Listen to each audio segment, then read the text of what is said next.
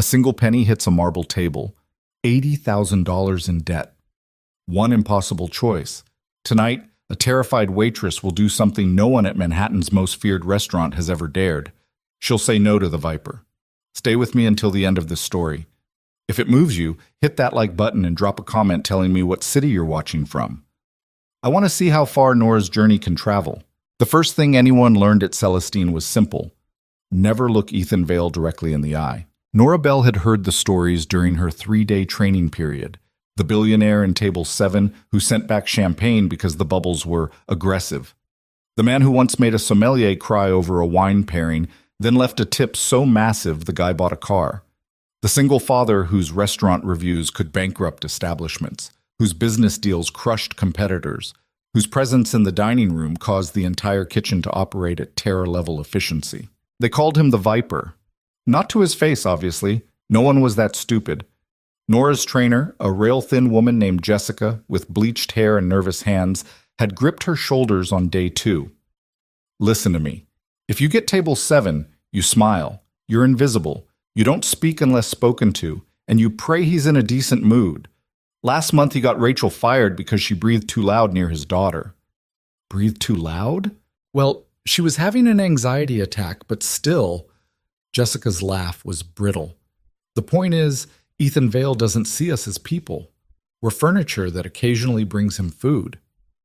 Now on her first real shift, Nora stood in the break room staring at the server chart, her heart somewhere around her knees. There it was. Her name, written in Manuel's angry scrawl next to table 7. "You've got to be kidding me," she whispered. "Nope." Carlos, a waiter who'd been at Celestine for 5 years, patted her shoulder without looking up from his phone. "Manuel hates you already. Giving you Val on your first night is basically a hazing ritual. You'll either survive or you'll crack, and either way, it'll be entertaining." That's not helpful. Wasn't trying to be helpful. I was trying to be honest. Carlos finally glanced at her. Something in his expression softened. "Look, you seem nice. So here's actual advice. Be fast, be perfect, and if he says something awful, which he will, don't react. Don't argue, don't cry. Just take it, fix whatever he wants fixed, and get out of his sightline as quickly as possible." Nora's hands were already shaking. She pressed them flat against her black apron, feeling the slight bulge of her phone in the pocket. On that phone were 17 missed calls from debt collectors, 43 unread emails about payment plans, and 1 text from her younger sister asking if she could help with rent this month. $80,000. That's what her ex-boyfriend had left her with when he drained their joint account, maxed out the credit cards she'd stupidly co-signed for, and vanished to somewhere without extradition treaties. The lawyer had been clear. Legally, the debt was half his, but practically, since he was gone and she was still here, it was all hers. The job at Celestine paid better than anywhere else she'd applied. The tips alone could be $1,000 a week if she was lucky. If she worked double shifts, kept her head down, didn't screw up, she could maybe dig herself out in a few years. But first, she had to survive table 7. "He's here," Jessica hissed, rushing past with a tray of appetizers. "Just sat down. Alone tonight, no daughter. That's either very good or very, very bad." Nora forced herself to breathe. She'd waitressed before. Different restaurants, different cities, but the principle was the same. Food goes out, empty plates come back, smile through everything. She could do this. She checked her reflection in the break room mirror. Blonde hair pulled back in a neat bun, minimal makeup, white shirt pressed and spotless. She looked professional, competent, invisible, just like Jessica said. The dining room at Celestine was designed to intimidate. Soaring ceilings, crystal chandeliers, tables spaced far enough apart that conversation stayed private. The clientele wore watches that cost more than cars and treated the $100 appetizers like bar snacks. Old money, new money, foreign money. It all spent the same here, and it all expected perfection. Table 7 sat in this corner, slightly elevated, with a view of both the kitchen and the entrance. A power position. Nora had read enough about psychology to recognize the setup. Ethan Vale wanted to see everything, wanted everyone to see him, wanted to control the room without moving. He was reading something on his phone when she approached. Tall, dark hair cut precisely, wearing a suit that probably cost more than 3 months of her rent. He didn't look up. Nora stopped at the appropriate distance. Not too close. Not hovering. She counted to 5 in her head, giving him time to acknowledge her presence. Nothing. 10 seconds passed. Then 20. Her ankles started to ache. She'd been on her feet since the shift started 2 hours ago, running appetizers and drinks for the other tables. The dress shoes she'd bought at a discount store were already rubbing blisters on her heels. Finally, without lifting his eyes from the screen, Ethan Vale spoke. Water. Still. Not sparkling. Room temperature. No ice, no lemon, no garnish of any kind. Is that simple enough, or should I write it down? His voice was cold. Not angry, which somehow made it worse. Just utterly indifferent, like he was reading a grocery list. Of course, sir. Right away. Nora turned to leave. And when I say room temperature, I mean precisely that. Not cold with the ice removed. Not lukewarm. Not whatever temperature makes your job easier. Room temperature. She stopped.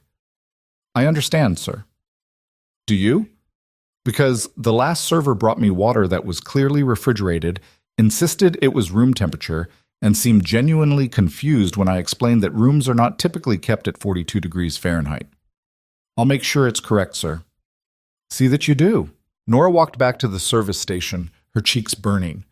Carlos caught her expression and mouthed, Told you. Room temperature water. Fine, she could do that. Except the kitchen only had refrigerated water and ice water. Everything was kept cold for health code reasons. She found Manuel in the back screaming at a line cook about undercooked scallops. Manuel, quick question. Table 7 wants room temperature water. How do I Pour it and let it sit out for 20 minutes, Manuel snapped without looking at her. Or microwave it for 15 seconds. I don't care. Figure it out. 20 minutes. Ethan Vale didn't seem like a 20 minutes kind of man. Nora filled a glass with refrigerated water, then made a decision that felt insane even as she did it. She held it between her palms, warming it with her own body heat. 30 seconds. A minute. 2 minutes. She tested it with her finger. Not cold anymore, not warm, somewhere in between. It would have to do.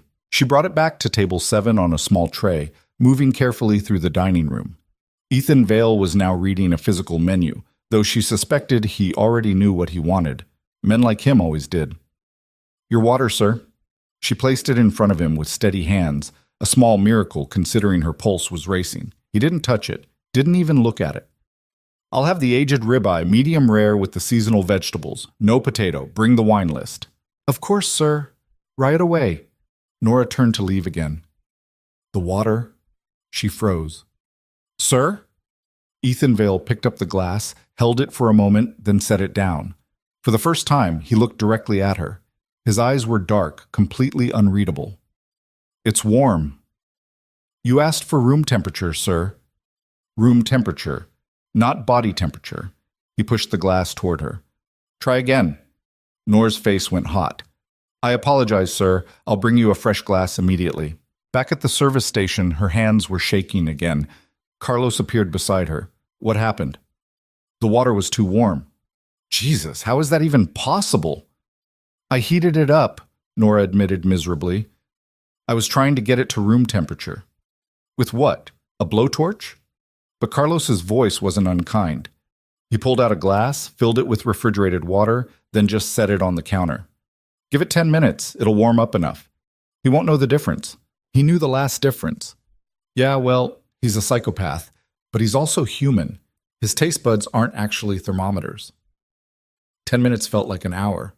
Nora checked on her other tables, brought out appetizers, refilled wine glasses, all while watching that single glass of water sit on the counter, warming degree by degree. When she finally brought it back to table 7, Ethan Vale was on his phone again.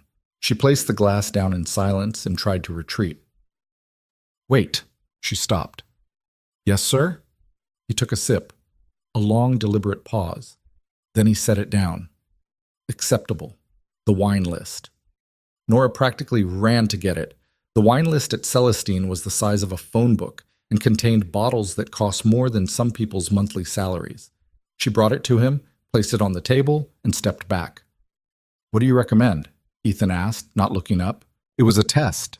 It had to be. Nora had completed the mandatory wine training, had memorized the basics, but she wasn't a sommelier. She wasn't even close. For the ribeye, sir? Perhaps the 2015 Chateau Margaux. It's bold enough to complement the meat without overpowering it. Ethan Vale finally looked up at her again. Really looked. His gaze moved from her face to her name tag and back again. Nora, that's your name? Yes, sir. How long have you worked here, Nora? The truth felt dangerous, but lying felt worse. This is my first week, sir. I see. He turned a page in the wine list. And in your first week of employment, you feel qualified to recommend a $700 bottle of wine. Her stomach dropped. I apologize, sir. I was only trying to help. I can get the sommelier. The 2015 Margaux is a safe choice. Predictable. The kind of thing someone reads in a training manual and regurgitates. He closed the wine list. I'll have the 2009 Pichon Baron. Decant it for 30 minutes. Of course, sir. Nora took the wine list, her cheeks burning again. She found Pierre, the head sommelier, and relayed the order. Pierre raised an eyebrow. Pichon Baron. Bold choice. That's an $850 bottle. He knows what he wants. They always do. Pierre disappeared into the wine cellar. The rest of the order went to the kitchen. Medium rare ribeye, seasonal vegetables, no potato. Chef Dominic, a mountain of a man with tattooed forearms, glanced at the ticket and grunted. Vale? Yes, chef. Tell him it'll be 20 minutes, and tell him if he sends it back, he can cook it himself. Dominic wouldn't actually say that to Ethan Vale's face, but the fantasy seemed to make him feel better. Nora returned to table 7. Chef Dominic says the ribeye will be ready in 20 minutes, sir. Your wine is being decanted now. Fine. She started to leave. Nora? She turned back. Yes, sir? Do you know why the Pichon Baron is a better choice than the Margaux? It was another test. She could feel the entire restaurant watching, even though rationally she knew no one cared about one conversation at one table. I'm not certain, sir. I'm still learning about wine. The Margaux is excellent, but it's too refined for what I want tonight. The Pichon Baron has more structure, more tannins. It won't get lost against the char on a properly cooked steak. He paused. You were close, though. Closer than most servers get on their first week. It wasn't quite a compliment, but it wasn't an insult either. Nora didn't know what to do with it. Thank you, sir. Don't thank me. Just bring the wine when it's ready, and make sure the steak is actually medium rare. Last time I was here, someone brought me a piece of leather and called it food. I'll make sure it's perfect, sir. The next 20 minutes were a blur. Nora checked on her other tables, brought out entrees, cleared plates, all while keeping one eye on table 7. Pierre finally emerged with the decanted wine, and together they brought it to Ethan Vale. The tasting ritual was excruciating. Pierre poured a small amount into Ethan's glass. Ethan swirled it, smelled it, tasted it, and considered. 5 seconds. 10 seconds. Acceptable, he finally said. Pierre poured a full glass and retreated. Nora followed. Wait, Ethan said. Nora stopped. Pierre kept walking, the coward. Sir? What's your story, Nora? The question caught her completely off guard. My story, sir? Everyone has one, especially people who take jobs like this. He gestured vaguely at the dining room. What's yours?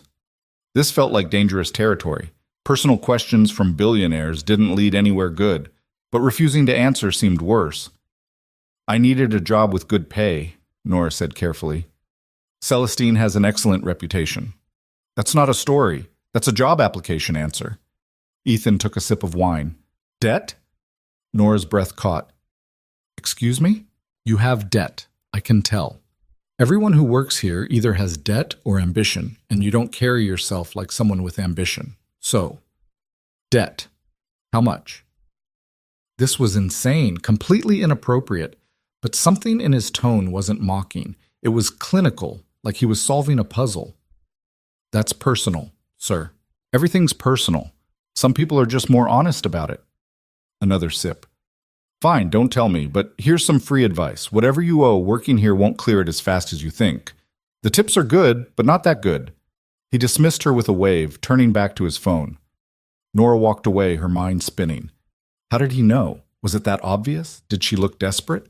The kitchen bell rang. The ribeye was up. Nora carried it out on a heavy ceramic plate, the steak perfectly seared, vegetables arranged artfully on the side. It looked like something from a magazine. She placed it in front of Ethan Vale with both hands, careful not to let the plate tilt. "Your ribeye, sir. Medium rare." Ethan didn't respond. He cut into the steak, examining the interior. Pink, but not red. Warm in the center. Textbook medium rare. He took a bite, chewed, swallowed, set down his fork. "It's overcooked." Nora's heart stopped. "Sir, I can assure you Chef Dominic prepared it exactly to your specifications. I don't care what the chef thinks he prepared. I'm telling you what's on my plate." Ethan pushed the plate toward her. "Medium rare means a warm red center. This is pink throughout." "That's medium. Take it back." "Sir, if I could just—" "Are you arguing with me?" His voice hadn't gotten louder, but something in it made Nora take a step back. The restaurant suddenly felt very quiet. "No, sir. I'll take it back to the kitchen immediately." She picked up the plate, her hands shaking so badly she almost dropped it. The walk back to the kitchen felt like a funeral march. Chef Dominic took one look at her face and the returned plate and exploded. "He said it's overcooked?" "He says it's medium, not medium rare." Dominic grabbed the plate, cut into the steak himself, and stared at the interior. "This is perfect. This is exactly medium rare. What the hell does he want? Raw meat?" "Chef, I'm just telling you what he said." "Yeah, and I'm telling you he's full of it." But Dominic was already firing up another steak, slamming it onto the grill with enough force to make the other cooks flinch. "You know what? Fine. He wants rare? I'll give him rare. Let's see him complain when it's still mooing. Chef Dominic, please, don't please me. I've been cooking for 25 years and I know what medium rare looks like. This is personal. He's testing you." Nora stood there helpless, while Dominic cooked another steak with angry precision. Rare this time. Truly rare. Seared on the outside, red and cool in the center. "Take this to the Viper," Dominic said, shoving the plate at her. "And if he sends this one back, I quit." Nora carried the second steak out to table 7, her entire body tense. She placed it in front of Ethan Vale without a word. He cut into it, examined it, took a bite. "Better," he said. "Still not perfect, but better." He didn't send it back. Nora stood there, waiting for further instructions, but Ethan had already dismissed her from his attention. He ate in silence, occasionally checking his phone, completely alone in a restaurant full of people. The rest of the meal passed without incident. Nora brought him the dessert menu, which he waved away. She brought the check in a leather folder, which he handed back with a black credit card without looking at the total. When she returned with the receipt for him to sign, Ethan Vale was putting on his coat, preparing to leave. He signed quickly, closed the folder, and stood. "Good night, Nora." "Good night, sir. Thank you for dining with us." He walked away without another word. Nora waited until he was completely out of sight before opening the folder to see the tip. 1 penny. A single copper penny sat in the middle of the receipt, next to a signature that probably cost more to execute in lost time than the penny was worth. Her vision blurred. She picked up the penny with numb fingers staring at it. The total bill had been over $1,200. Standard tip would have been $200, maybe $250. She'd been expecting, hoping for, at least that much. 1 cent. "Oh, honey." Jessica appeared beside her, seeing the receipt. "He did that to Rachel too right before she got fired. It's his signature move. Finds someone new, breaks them in, leaves a penny to let them know they're worthless." "I did everything he asked," Nora whispered. "I got the water right the second time. I decanted the wine. I brought back the steak. So it doesn't matter. You're not supposed to win. You're supposed to fail so he can feel powerful." Jessica squeezed her shoulder. "Look, finish your shift, go home, and come back tomorrow. Don't let him get in your head." But he was already in her head. Nora finished the shift on autopilot, served her other tables, cleaned up, did her closing duties. The other servers had made decent money that night. Carlos pulled in $300 in tips. Jessica got $450. Nora's total, including the penny, was $87. Not enough. Nowhere near enough. In the break room, she sat on the bench and put her head in her hands. The phone buzzed in her pocket. Another debt collector. She silenced it. "Hey." Carlos sat down beside her. "For what it's worth, you handled that better than most people do on their first Vale encounter. Rachel cried in the bathroom for an hour." "I feel like crying in the bathroom for an hour." Yeah, but you didn't. That counts for something. He paused. You coming back tomorrow? Nora thought about the $80,000, the payment plans, her sister's rent, the electricity bill she'd been dodging. The choice wasn't really a choice at all. Yeah, she said quietly. I'm coming back. Atta girl. And look, maybe he won't be here tomorrow. He usually only comes in twice a week. You might get lucky. But Nora didn't feel lucky. She felt like she'd just survived the first round of something much worse, and the real fight hadn't even started yet. She took the subway home to her studio apartment in Queens, her feet screaming in the cheap shoes, the pennies still in her pocket. At a bodega on the corner, she bought instant ramen and a bottle of water with the last of her cash. Dinner for 75 cents. The apartment was exactly as she'd left it that morning. Unmade bed, clothes piled on a chair, bills scattered across the tiny table that served as both desk and dining surface. She'd been living here for 2 months, ever since leaving her old place, the place she'd shared with him before everything fell apart. Nora sat on the bed and finally let herself cry. Not loud, dramatic sobs, just quiet tears that slid down her cheeks while she stared at the wall and wondered how she'd ended up here.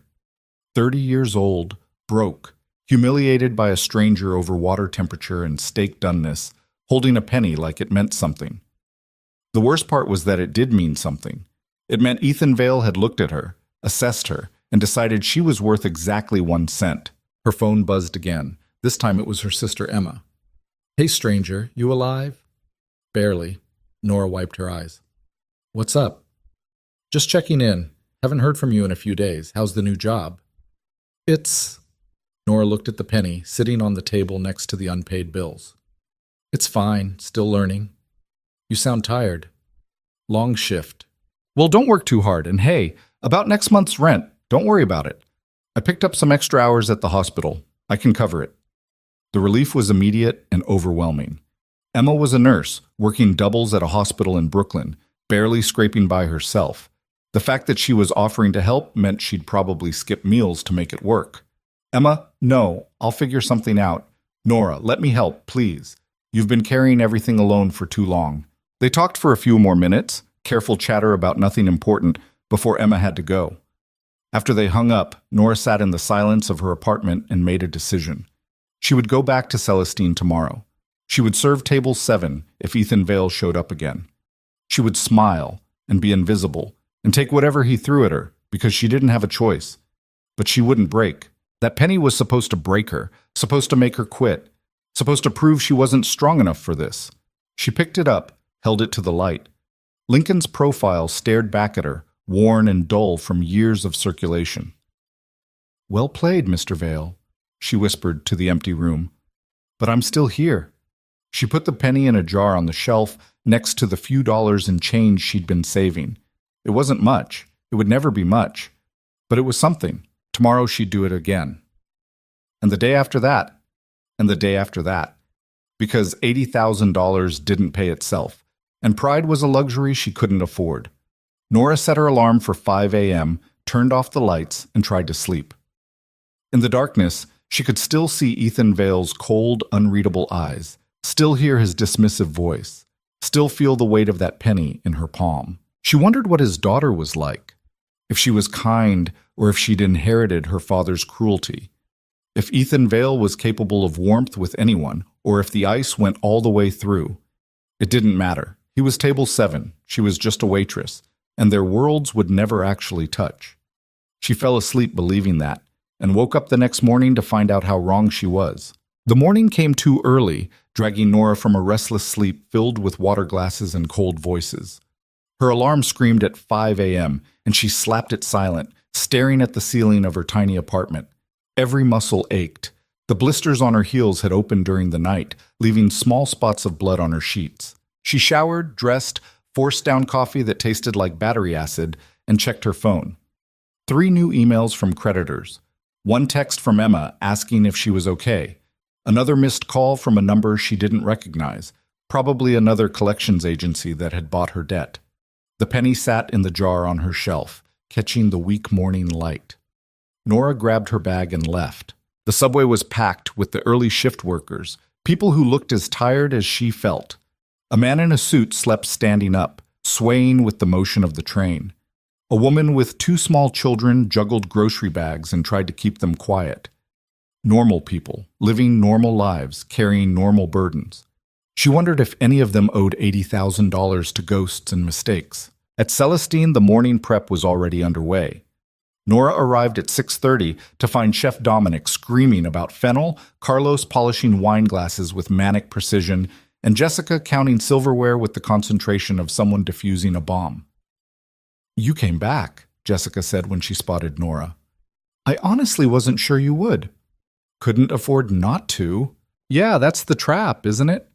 Jessica handed her a stack of folded napkins. "Manuel wants these on tables 2 through 9, and hey, good news! Vale usually doesn't come in 2 nights in a row. You're probably safe today." Probably. The word hung in the air like smoke. The lunch shift started at 11. Nora took her section, tables 1 through 6, and settled into the rhythm. An older couple celebrating an anniversary. A business lunch with 4 men in identical suits talking about market shares. A woman dining alone, working on a laptop between courses. Normal tables, normal people, normal tips. By 3 p.m., Nora had made $140. Not great, but respectable. Her feet hurt less today. She'd bought bandages for the blisters, patted the worst spots. Small victories. She was clearing table 4 when Manuel appeared beside her, his face unreadable. Table 7 just sat down. Nora's hands froze on the dirty plates. "What?" "You heard me. Vale's here, and he asked for you specifically." The plates rattled. Nora steadied them. "He asked for me by name? Apparently you made an impression." Manuel's smile was thin and sharp. "Don't screw this up. He's not just any customer. His family has invested in 3 other restaurants in this building. If he's unhappy, we all suffer." "No pressure, then." "Exactly." Manuel walked away. Nora brought the dirty plates to the kitchen, her mind racing. Why would Ethan Vale ask for her? He'd left a penny. That was supposed to be the end of it. A clear message that she'd failed whatever test he'd been administering. People like him didn't come back for encores. Unless the first night hadn't been enough. Unless he wanted to twist the knife a little deeper. Carlos caught her in the hallway. "I heard. You okay?" "Do I have a choice?" "Not really." He squeezed her shoulder. "But look, if he pulls the same thing again, just remember it's not personal. It's a game to him. Rich people get bored and we're the entertainment." Nora wanted to argue, to say that cruelty was always personal, that dismissing someone's worth with a penny was as personal as it got. But arguing wouldn't change anything. She checked her reflection in the bathroom mirror, fixed her hair, put on her best smile, the one that didn't quite reach her eyes but looked convincing enough from a distance, and walked into the dining room. Table 7. Ethan Vale sat in the same position as yesterday, phone in hand, expensive suit perfectly tailored. But today there was something different. A leather briefcase beside his chair, papers spread on the table. He looked like he was working, which seemed insane. Who worked at a 5-star restaurant? Billionaires, apparently. They did whatever they wanted. Nora approached at the proper distance and waited. 5 seconds, 10 seconds, 15. "Good afternoon, Mr. Vale." He looked up. For a moment, something flickered in his expression. Surprise, maybe. Or recognition that went deeper than just remembering her face. Then it was gone, replaced by the same cold indifference. "Nora, you're still here." "Yes, sir." "I'm surprised. Most people quit after the penny." So it had been intentional. Not just cruelty, but calculated cruelty. Designed to break her. Nora felt her jaw tighten, but kept her voice steady. "I don't quit easily, sir." Clearly, Ethan closed whatever he'd been reading on his phone and gave her his full attention. It felt like standing under a spotlight. "I'll have the carbonara, and before you ask, I want it prepared exactly as the chef intended. No modifications. I trust Dominic knows what he's doing with pasta." It was the first time Nora had heard him express trust in anything. "Of course, sir. And to drink?" "Water. Still. Room temperature." A pause. "I trust you remember how I like it." There was something in his tone, not quite mockery, but close, testing her again. "I do, sir." "Good. Bring the water first. I'll look at the wine list while I wait." Nora went to the service station, her hands steadier than yesterday. She filled a glass with refrigerated water and set it on the counter, checking her watch. 10 minutes. That's what Carlos had said. 10 minutes to reach room temperature. But Ethan Vale was watching her. She could feel his eyes across the dining room, tracking her movements. 10 minutes would feel like an admission of weakness, like she needed extra time to get something simple right. 8 minutes. That would have to do. She brought the water to table 7 at exactly 8 minutes, placing it in front of him without comment. Ethan picked it up, took a sip, and set it down. Better, not perfect, just better. But he didn't send it back, which felt like winning a war. The carbonara order went to the kitchen. Dominic saw it and grunted. Vale again? What's he doing moving in? Apparently. Well, at least he ordered something I can't screw up. Carbonara is chemistry. Either it works or it doesn't. Dominic started pulling ingredients. Tell him 15 minutes. He says no modifications, exactly as you'd make it. That made Dominic pause. Really? He trusts me? His words. Huh. Dominic looked almost pleased. Maybe the Viper has some sense after all. Nora brought the wine list to table 7, but Ethan waved it away. Just water today. I have meetings this afternoon. Of course, sir. She turned to leave. Nora. She stopped. Yes, sir? Sit down. The request was so unexpected that Nora almost didn't process it. Sir? Sit, just for a moment. Ethan gestured to the chair across from him. I want to ask you something. This violated every rule she'd been taught. Servers didn't sit with customers. Ever. It was unprofessional, overly familiar, the kind of thing that got people fired, but refusing a direct request from Ethan Vale seemed more dangerous than breaking protocol. Nora sat, perching on the edge of the chair, ready to bolt at the first sign of trouble. Ethan studied her with those unreadable dark eyes. Why did you come back? I need the job, sir. You need a job. Not necessarily this one. There are other restaurants, easier ones, where the customers aren't testing you over water temperature. Nora chose her words carefully. Celestine pays better than other places. The tips are worth the difficulty. Even after I left you a penny? Even then. That's either very brave or very desperate. Ethan leaned back in his chair. Which is it? Does it matter? To me? No, but I'm curious. He paused. You have debt. I was right about that, wasn't I? Nora felt her face flush. That's not relevant to my job performance, sir. Everything's relevant. Debt makes people predictable. They'll tolerate things they shouldn't, accept things they wouldn't otherwise, all because they need the money. Ethan's voice was clinical, like he was discussing a business transaction. So how much? I'm not going to tell you that. 80,000? 100? More? Nora stood up. Is there anything else you need, sir? Your carbonara will be ready in a few minutes. Ethan didn't try to stop her from leaving, but she felt his eyes on her back all the way to the kitchen. What the hell was that? Why was he asking about her debt? Was he planning to use it against her somehow? Find new ways to humiliate her? You okay? Carlos asked, seeing her expression. You look like you saw a ghost. He made me sit down.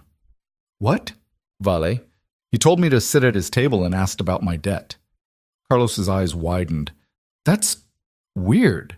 Even for him. What did you tell him? Nothing.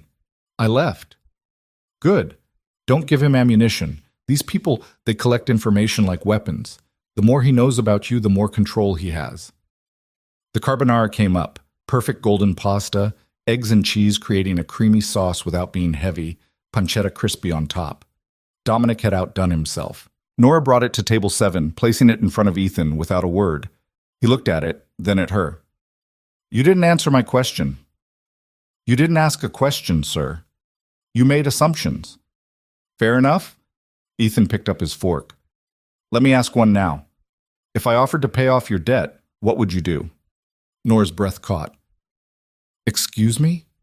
Your debt, whatever it is. If I wrote you a check right now, cleared it all, what would you do? This was a trap. It had to be.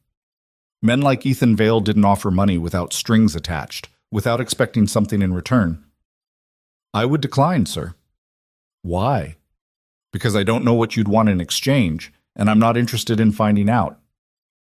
For the first time since she'd met him, Ethan Vale smiled.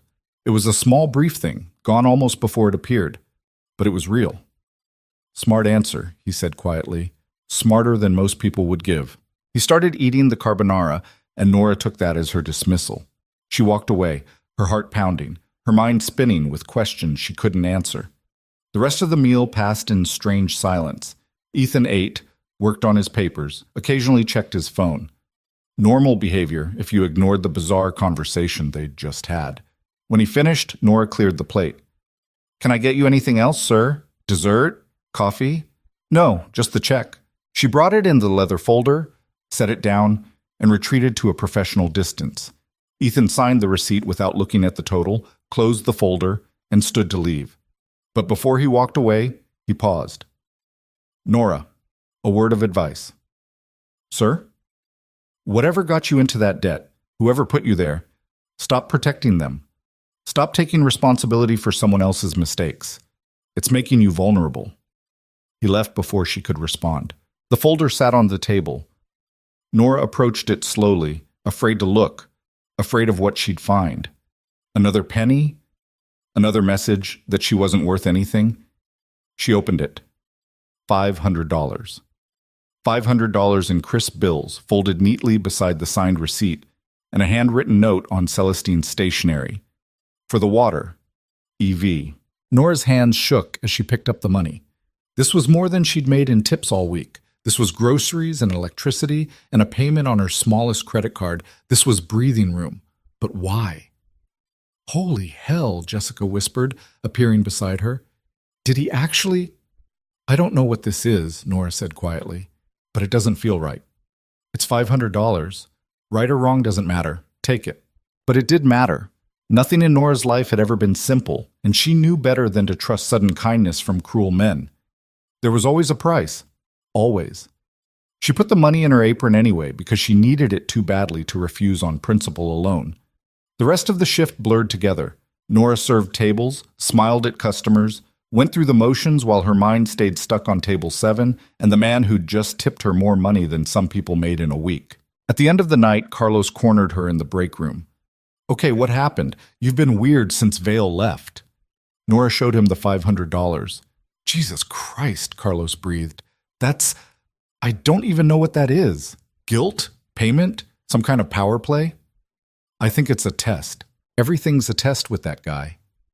Carlos sat down heavily. Look, I know you need the money. We all do. But be careful. Men like Vale, they don't do anything without a reason. And the reason is never just kindness.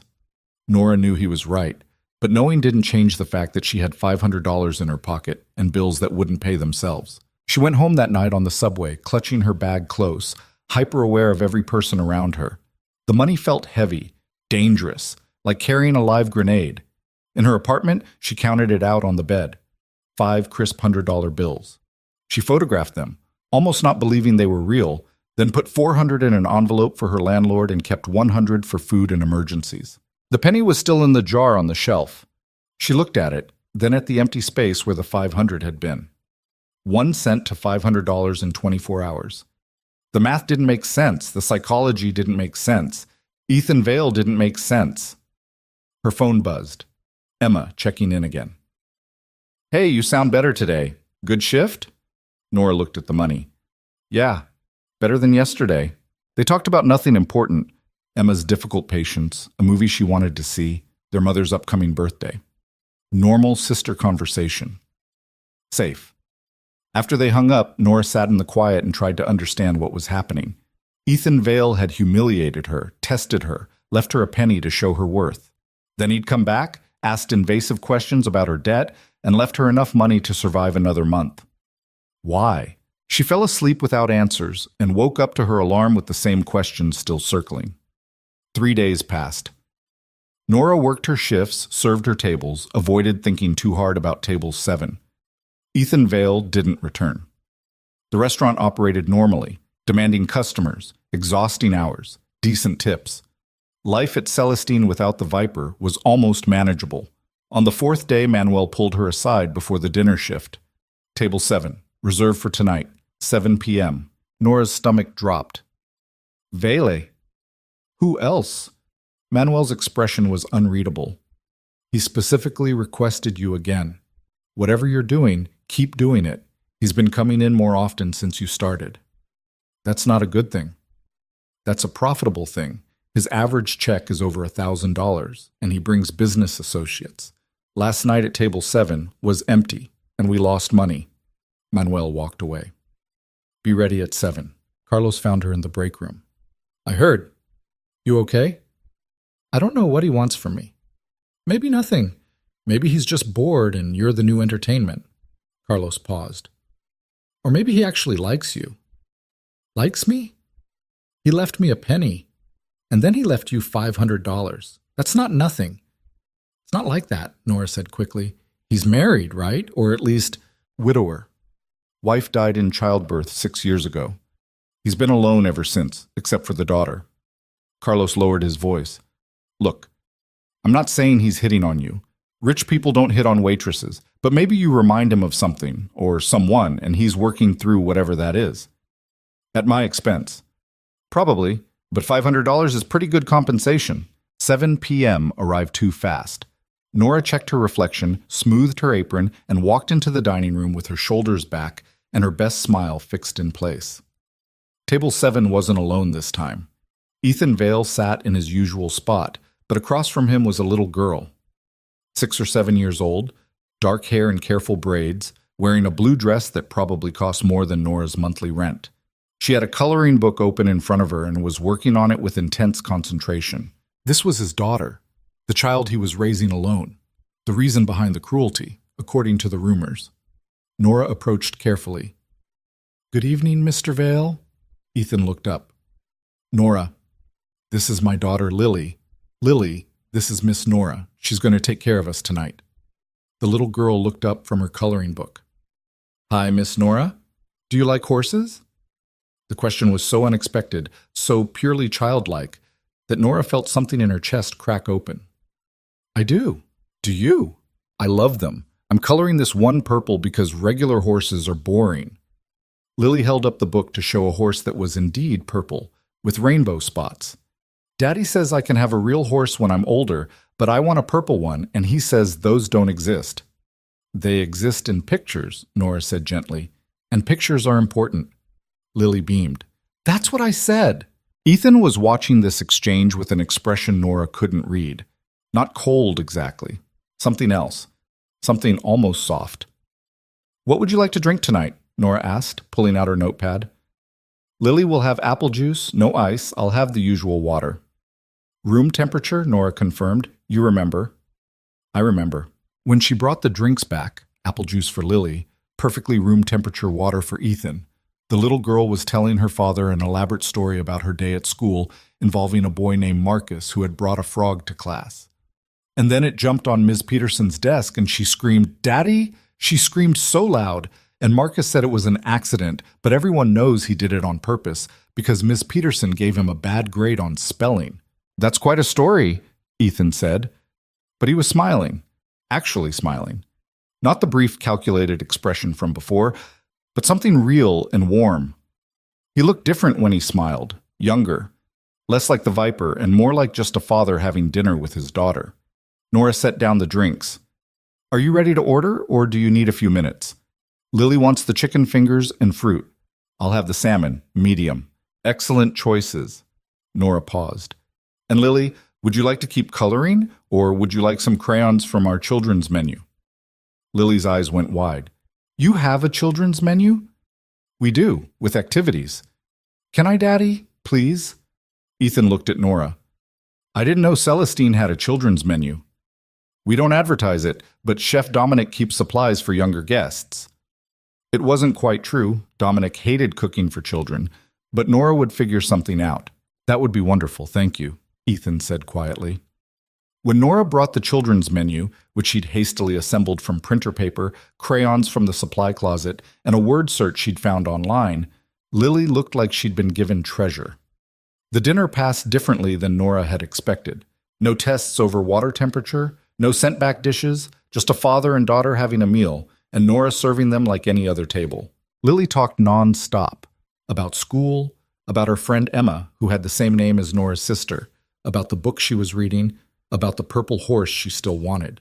Ethan listened with obvious attention, asking questions, laughing at the funny parts, being present in a way that seemed completely at odds with the cold man who'd left a penny on the table. When Nora cleared the plates, Lily grabbed her hand. "Miss Nora, you're my favorite waitress ever." "Thank you, Lily. That's very sweet." "Are you here every day? Can you be our waitress next time, too?" Nora glanced at Ethan, who was watching this interaction with that same unreadable expression. "I work most evenings," Nora said carefully. "So, probably." "Good." Lily went back to her coloring book, satisfied. Ethan waited until Lily was distracted, then spoke quietly. "Thank you for the children's menu. You didn't have to do that." "It was nothing." "It wasn't nothing." He paused. "She doesn't usually warm up to people this quickly." Nora didn't know what to say to that, so she just nodded and went to get the dessert menu. Lily ordered chocolate cake. Ethan declined dessert but ordered coffee. When Nora brought both, the little girl was starting to fade, her energy finally running out. "I'm sleepy, Daddy."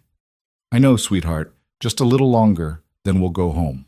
Lily leaned against her father's arm, and Ethan shifted to accommodate her, letting her rest while he finished his coffee. It was such a simple gesture, but it completely transformed him. The viper was gone. This was just a tired father with a tired daughter, trying to make it through another evening. When the check came, Ethan signed it and stood, carefully lifting Lily into his arms. She was already half asleep, her head on his shoulder. "Thank you, Nora," he said quietly, "for everything." "Of course, Mr. Vale. Good night." He carried his daughter out of the restaurant, moving carefully through the tables, and Nora watched them go. The folder sat on table 7. Nora opened it. $1,000 this time. $1,000 in cash, and another note. "For making her smile. E.V." She sat down hard in the chair, staring at the money, her mind completely blank. "Is that what I think it is?" Jessica appeared, saw the cash, and made a choking sound. "That's insane, Nora. What is happening?" "I have no idea." "Did he say anything, ask for anything?" "No, we just served them dinner. His daughter was there." Jessica sat down across from her. "Okay, this is getting weird. A penny, then 500, now 1,000? What's next, 10,000? A marriage proposal? It's not like that. Then what is it like? Because from where I'm sitting, a billionaire is throwing money at you for reasons that make 0 sense, and that's usually how horror movies start." Nora couldn't argue with that logic. She took the money home, added it to the envelope that was rapidly becoming the most valuable thing she owned, and lay awake all night trying to understand. Ethan Vale was cruel. He was cold. He was the viper, the man who made servers cry, who sent back perfect steaks, who left pennies to prove a point. But he was also a father who smiled at frog stories, who carried his sleeping daughter through crowded restaurants, who left $1,000 tips because someone had made his little girl happy. Both things were true. Both versions existed in the same person, and Nora had no idea which one was real. 2 weeks passed in a strange new rhythm.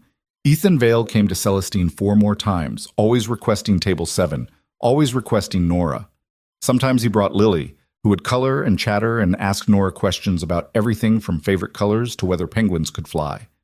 Sometimes he came alone, working through meals with that intense focus that made the rest of the restaurant fade into background noise. The tips were always excessive. $300 for a lunch that took 40 minutes, $700 for a dinner where he barely spoke. The money accumulated in Nora's envelope like evidence of something she couldn't name, couldn't understand, couldn't quite bring herself to refuse. She paid off her smallest credit card. Then another. Made a dent in the medical bills from 2 years ago when she'd had pneumonia and no insurance. The number that had been 80,000 started creeping downward. 76,000, 72,000, 68,000. It should have felt like winning. Instead, it felt like standing on a cliff edge, waiting for the ground to give way. Carlos noticed the change in her. Everyone did. "You're different," he said one night during cleanup. "Less terrified, more, I don't know, present. I'm just doing my job." "Yeah, but you're not hiding anymore. That first week you looked like you wanted to disappear into the wallpaper. Now you actually make eye contact with customers." He paused. "It's the money, isn't it? Having breathing room changes things." He was right, though Nora hated admitting it.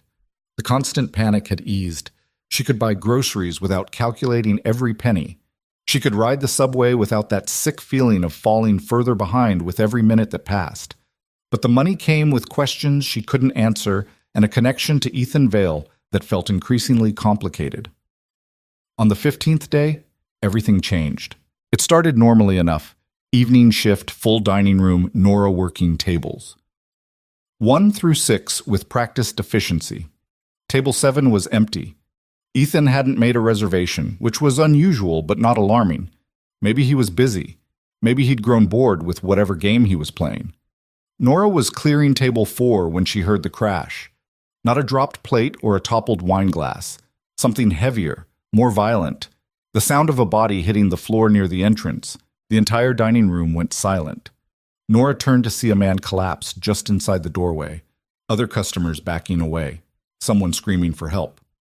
For a frozen second, nobody moved. Then training kicked in. "Call 911!" Nora shouted to Carlos, already moving toward the fallen man. She dropped to her knees beside him, her hands shaking but steady enough. He was breathing, thank everything, but unconscious. She checked for obvious injuries, felt for a pulse at his neck. Strong and steady, not a heart attack then. "Sir, can you hear me?" She patted his shoulder gently. "Sir?" The man's eyes fluttered open. Confusion, then recognition, then embarrassment flooded his features. "I'm fine, I skipped lunch, the heat outside." "Don't move yet. Paramedics are coming." Nora looked up at the crowd. "Can someone get him water? And tell Chef we need something with sugar, fast, juice or soda." People scattered to help. Within seconds, someone handed her a glass of orange juice. Nora helped the man sit up slowly, supporting his back, and held the juice while he drank. "Thank you," he managed. "I feel like an idiot." "You passed out. It happens." Nora kept her voice calm, soothing. "Just breathe. Help is coming." By the time the paramedics arrived, the man was sitting upright, color returning to his face, insisting he was fine and mortified by the attention. They checked him anyway, confirmed low blood sugar and dehydration, recommended he actually go to the hospital. "I'll be fine, he kept saying. "I just need to eat something." "Then eat something," one of the paramedics said dryly. "You're in a restaurant." Manuel appeared at Nora's elbow once the paramedics left. "That was well handled. Quick thinking. Anyone would have done the same. Most people would have frozen. You didn't." He paused. "Take 15 minutes. Get some air." Nora didn't argue. She slipped out the back entrance into the alley behind Celestine, leaning against the brick wall and trying to stop her hands from shaking. The adrenaline was wearing off, leaving her jittery and strange. She'd learned basic first aid during a summer job years ago, enough to know what to do in an emergency. But knowing and doing were different things, and the reality of a person collapsing in front of her had been terrifying in a way she hadn't expected. The alley was narrow and smelled like garbage and old cooking oil. Not pleasant, but private. Nora closed her eyes and counted her breaths, trying to calm down. That's when she heard it, a small, choked sound. Almost like crying. Nora opened her eyes and looked down the alley. In the shadows near the dumpster, partially hidden, sat a small figure. Lily. Nora's heart jumped. "Lily! Honey, what are you doing out here?" The little girl looked up, her face streaked with tears, her careful braids coming undone. "I can't find Daddy." Nora knelt beside her immediately. "What do you mean? Where is he? Where? We were supposed to meet here for dinner, but he's not inside and he's not answering his phone, and I don't know where he is." Lily's voice broke. "I waited and then I came out here to look, and now I'm lost and—" Okay, you're not lost. I'm here." Nora pulled Lily into a hug without thinking, and the little girl clung to her. "When did you last see your father?" "This morning. Mrs. Chen was supposed to bring me here at 7, but she had to leave early because her daughter got sick, so she dropped me off at 6:30 and said to wait inside, but they wouldn't let me wait without an adult, and I didn't know what to do." 6:30. It was now almost 8. This child had been alone for over an hour, trying to navigate a situation no 7-year-old should have to handle. "It's okay. We'll figure this out." Nora kept her voice steady, calm, even though inside she was furious at whatever circumstances had led to Lily being abandoned. "Let's go inside where it's warm. We'll call your father together." "I already tried. He's not answering." "Then we'll try again." And if he doesn't answer, we'll call someone else. Your father has people who work for him, right? Lily nodded miserably. Then we'll call them. Come on. Nora stood, taking Lily's hand, and led her back into the restaurant through the back entrance. Manuel took one look at them and frowned. What's going on? This is Lily, Mr. Vale's daughter. She's supposed to meet him for dinner, but there's been some kind of miscommunication. Nora kept her voice low. Can we use the office? I need to make some calls. Manuel's expression shifted from annoyed to concerned. Of course. Whatever you need. The office was small and cluttered, filled with filing cabinets and scheduling sheets and invoices. Nora sat Lily down in the desk chair and pulled out her own phone.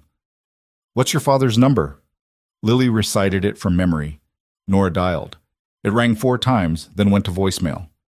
Mr. Vale, this is Nora from Celestine. Lily is here with me. She's safe, but we need to reach you. Please call back as soon as you get this. She hung up and looked at Lily.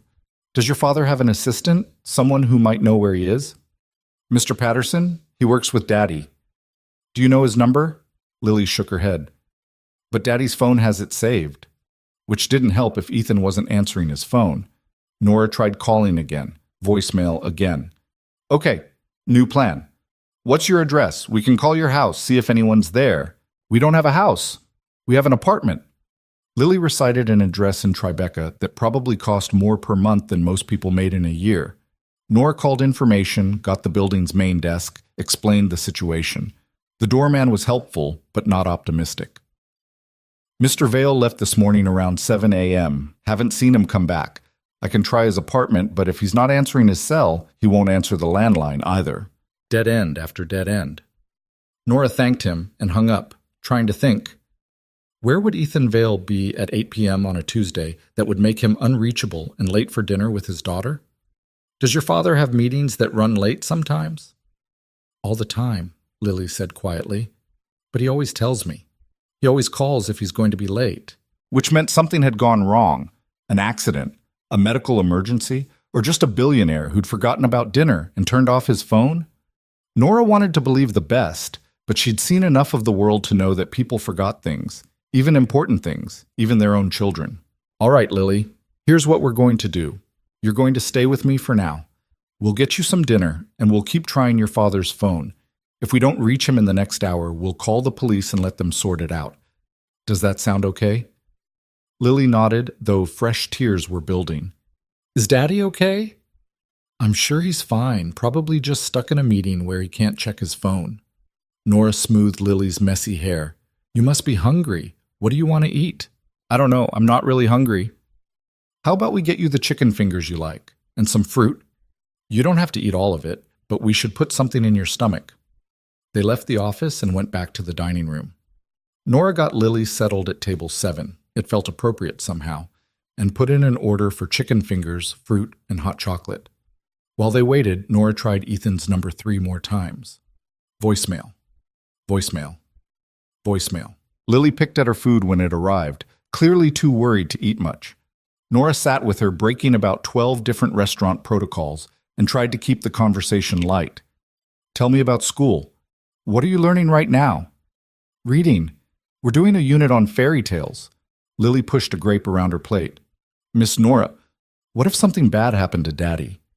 Then the police would have called you. No news is good news in situations like this. But what if... Nora's phone rang. She grabbed it so fast she almost dropped it. Unknown number. Hello? Is this Nora? A man's voice, clipped and professional. Yes. Who is this? David Patterson. I'm Ethan Vale's executive assistant. I got a very frantic message from building security saying his daughter was at Celestine trying to reach him. Relief flooded through Nora. Yes. Lily is here with me. She's safe, but we've been trying to reach Mr. Vale for over an hour. He's in the hospital. Nora's blood went cold. What? Car accident. Not serious, but he's banged up enough that they're keeping him overnight for observation. His phone was destroyed in the crash. Patterson paused. I'm sending a car for Lily now. Should be there in 10 minutes. Wait. Is Mr. Vale okay? Does Lily need to go to the hospital? He specifically said not to bring her. He doesn't want her to see him like this. The car will take her home, and Mrs. Chen will meet her there. Mrs. Chen had to leave early tonight. That's why Lily ended up here alone. Patterson swore quietly. Then I'll handle it. I'll meet the car at the apartment myself, but I need you to keep Lily calm until the car arrives. Can you do that? Of course. Thank you. Ethan will want to thank you himself when he's able. Patterson hung up. Nora sat there for a moment, processing. Car accident. Hospital. Phone destroyed. The pieces fit together into a picture that made sense but felt surreal. Lily was staring at her with wide, terrified eyes. What happened? Is Daddy hurt? Nora chose her words carefully. Your father was in a small car accident. He's okay, but he's at the hospital getting checked out. That's why he couldn't call. His phone broke. Mr. Patterson is sending a car to take you home, and he'll be there to stay with you until your father gets back. I want to see Daddy. I know, sweetheart, but your father doesn't want you to worry. He said to go home, and he'll see you tomorrow. Is he really okay? Mr. Patterson said it wasn't serious. Your father is going to be fine. Lily started crying again, but quietly this time, the tears of relief rather than panic. Nora held her hand and let her cry, not trying to stop it, just being present. The car arrived 12 minutes later. A black town car with a driver who looked like he'd done this 1,000 times. Nora walked Lily out, made sure she got in safely, and stood on the sidewalk watching until the car disappeared into traffic. Only then did she let herself feel the full weight of what had just happened. Ethan Vale had been in a car accident. He was in the hospital. His daughter had been alone and terrified because the systems that were supposed to protect her had all failed at once, and Nora had been the one to catch her. She went back inside, finished her shift in a daze, and went home to her tiny apartment where she sat on the bed and stared at the wall. Her phone buzzed around 11 p.m. Unknown number again. Hello? Nora. It's David Patterson. Just wanted to confirm that Lily got home safely and is settled. Also, Ethan wanted me to tell you thank you. How is he? Annoyed mostly. Broken wrist, some bruised ribs, a lot of scrapes. The other driver ran a red light and T-boned his car. Ethan's lucky it wasn't worse. Tell him I'm glad he's okay. And tell him not to worry about Lily. She was very brave. I will. Patterson paused. He also wanted me to ask if you'd be willing to visit him tomorrow, at the hospital. He said there's something he needs to tell you. Nora's stomach flipped. Visit him? I don't think that's appropriate. He was very insistent, said it's important. Patterson rattled off the hospital name and room number. No pressure, but he'd appreciate it. After Patterson hung up, Nora sat in the dark and tried to decide what to do. She could ignore the request. Keep the boundaries clear. Ethan Vale was a customer, nothing more, and visiting him in the hospital crossed lines she'd been careful to maintain. But she'd held his daughter while she cried. She'd been the one Lily had trusted when everything fell apart. That changed things, whether Nora wanted it to or not. The next day was her day off. She spent the morning cleaning her apartment, doing laundry, avoiding the decision. But by noon, she'd made up her mind. The hospital was in Midtown, a gleaming tower of glass and steel that screamed money. Nora checked in at the desk, got a visitor's badge, and took the elevator to the 4th floor, room 412. She knocked softly. Come in, Ethan's voice called. Nora pushed open the door. Ethan Vale sat propped up in the hospital bed, his left wrist in a cast, visible bruises on his face and arms, looking both better and worse than she'd imagined. He was wearing a hospital gown, which somehow made him look less intimidating, more human. Nora, you came. Mr. Patterson said you wanted to see me. I did. Sit down, please. Ethan gestured to the chair beside the bed. Nora sat, uncomfortable in the sterile room. How are you feeling? Like I got hit by a car. He smiled slightly. Which I did, so that's accurate. But I'll live. The wrist is the worst of it. 6 weeks in the cast. I'm glad it wasn't worse. So am I. Ethan shifted, wincing. Patterson told me what happened. That Lily ended up at the restaurant alone, that you took care of her until the car arrived. I wanted to thank you. Anyone would have done the same. No, they wouldn't. Most people would have called social services and let the system handle it. You stayed with her, kept her calm, made sure she was safe. Ethan's voice was rough. That means more than you know. Nora didn't know what to say to that, so she just nodded. Ethan reached for something on the bedside table, fumbling one-handed. The paramedics gave me this. They found it in the car wreckage. I wanted you to have it. He held out a small silver locket, tarnished and dented, the chain broken. Nora took it carefully. I don't understand. Why would I... Open it. She did. Inside were two tiny photographs. Two boys, identical, maybe 5 years old, grinning at the camera. Brothers. Twins. That's me and my brother Marcus, Ethan said quietly. We were inseparable growing up. Did everything together. Went to the same schools, same college, started our first business together. Nora looked up from the locket. Were? He died 3 years ago. Cardiac arrest. Sudden, unexpected, no warning. He was 32 years old and one morning he just didn't wake up. Ethan's voice was flat, but something underneath it wasn't. We were supposed to have breakfast that day. I was late to the restaurant, stuck in a meeting I thought was important. By the time I got there, Marcus was already gone. Paramedics were loading him into an ambulance. I never got to say goodbye. The pieces started clicking into place. The cruelty, the tests, the impossible standards. You blame yourself, Nora said softly. Wouldn't you? I chose a meeting over breakfast with my brother. I chose work over the last chance I'd ever have to see him alive. Ethan looked at the locket in Nora's hands. After he died, something broke in me. I couldn't let things slide anymore. Couldn't accept anything less than perfect. If water was supposed to be room temperature, it had to be exactly that. If a steak was supposed to be medium rare, it had to be precisely cooked. Because if I couldn't control small things, how could I control anything? That's not control, Nora said. That's grief. I know, now. But for 3 years, I didn't know the difference. Ethan shifted again, clearly uncomfortable, but pushing through. And then my wife died giving birth to Lily. Complications nobody saw coming. I had this perfect daughter and no idea how to raise her alone. Marcus would have known what to do. He was always better with people, better at emotions. I'm just this. He gestured at himself, the hospital bed, the broken wrist, the bruises. I started coming to Celestine because Marcus and I used to eat there. It was our place. And I started being cruel to the staff because I was angry at everyone and everything, and they were the easiest targets. The penny thing? That was me seeing how far I could push before someone pushed back. And I didn't push back, Nora said. I just took it. You did more than that. You came back.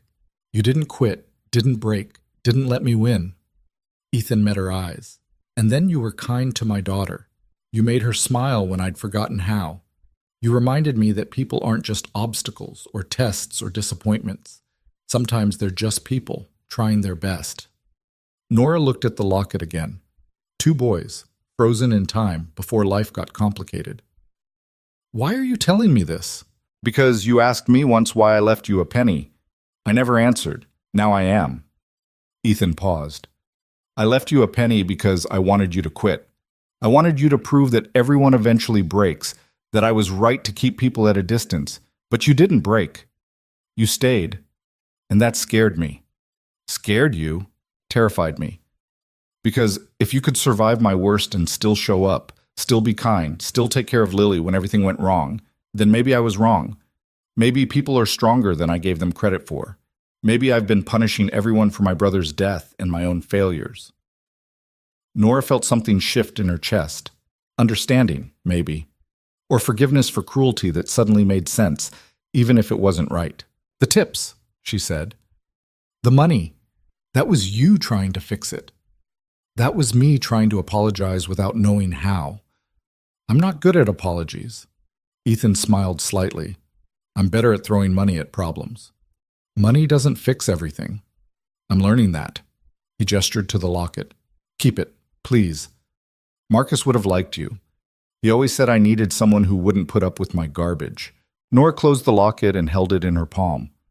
I can't keep this. It's too important. It's important enough to give to someone who deserves it. Someone who took care of my daughter when I couldn't. Someone who made me remember what it's like to be human. The room was very quiet. Outside, hospital sounds filtered through, beeping monitors, distant voices, the hum of machinery keeping people alive. I'm sorry about your brother, Nora said finally. And your wife. That's too much loss for anyone. Yeah, it is. Ethan looked tired suddenly, the conversation draining him. But I'm still here. Lily's still here. We're figuring it out. You're doing better than you think. That's generous, considering you've seen me at my worst. I've also seen you at your best, the way you are with Lily. That's who you really are. Ethan didn't respond to that, just looked at her with an expression she couldn't quite read. Gratitude, maybe? Or something deeper. A nurse came in then, bustling and efficient, checking monitors and asking questions. Nora stood. I should go. Let you rest. Nora, Ethan stopped her at the door. Thank you for coming. For everything. You already thanked me. I know, but I mean it. Nora left the hospital with the locket in her pocket, her mind spinning. The Viper had a name now. A history. A reason for the cruelty that didn't excuse it, but at least explained it. She rode the subway home, holding the locket like a talisman. 2 boys, before tragedy. Before loss shaped them into something harder. In her apartment, Nora put the locket on the shelf next to the jar with the penny. Opposites. 1 cent and something priceless. The full arc of her strange relationship with Ethan Vale. She didn't know what happened next, didn't know if this changed anything or nothing, but for the first time since taking the job at Celestine, she felt like she understood the man in Table 7.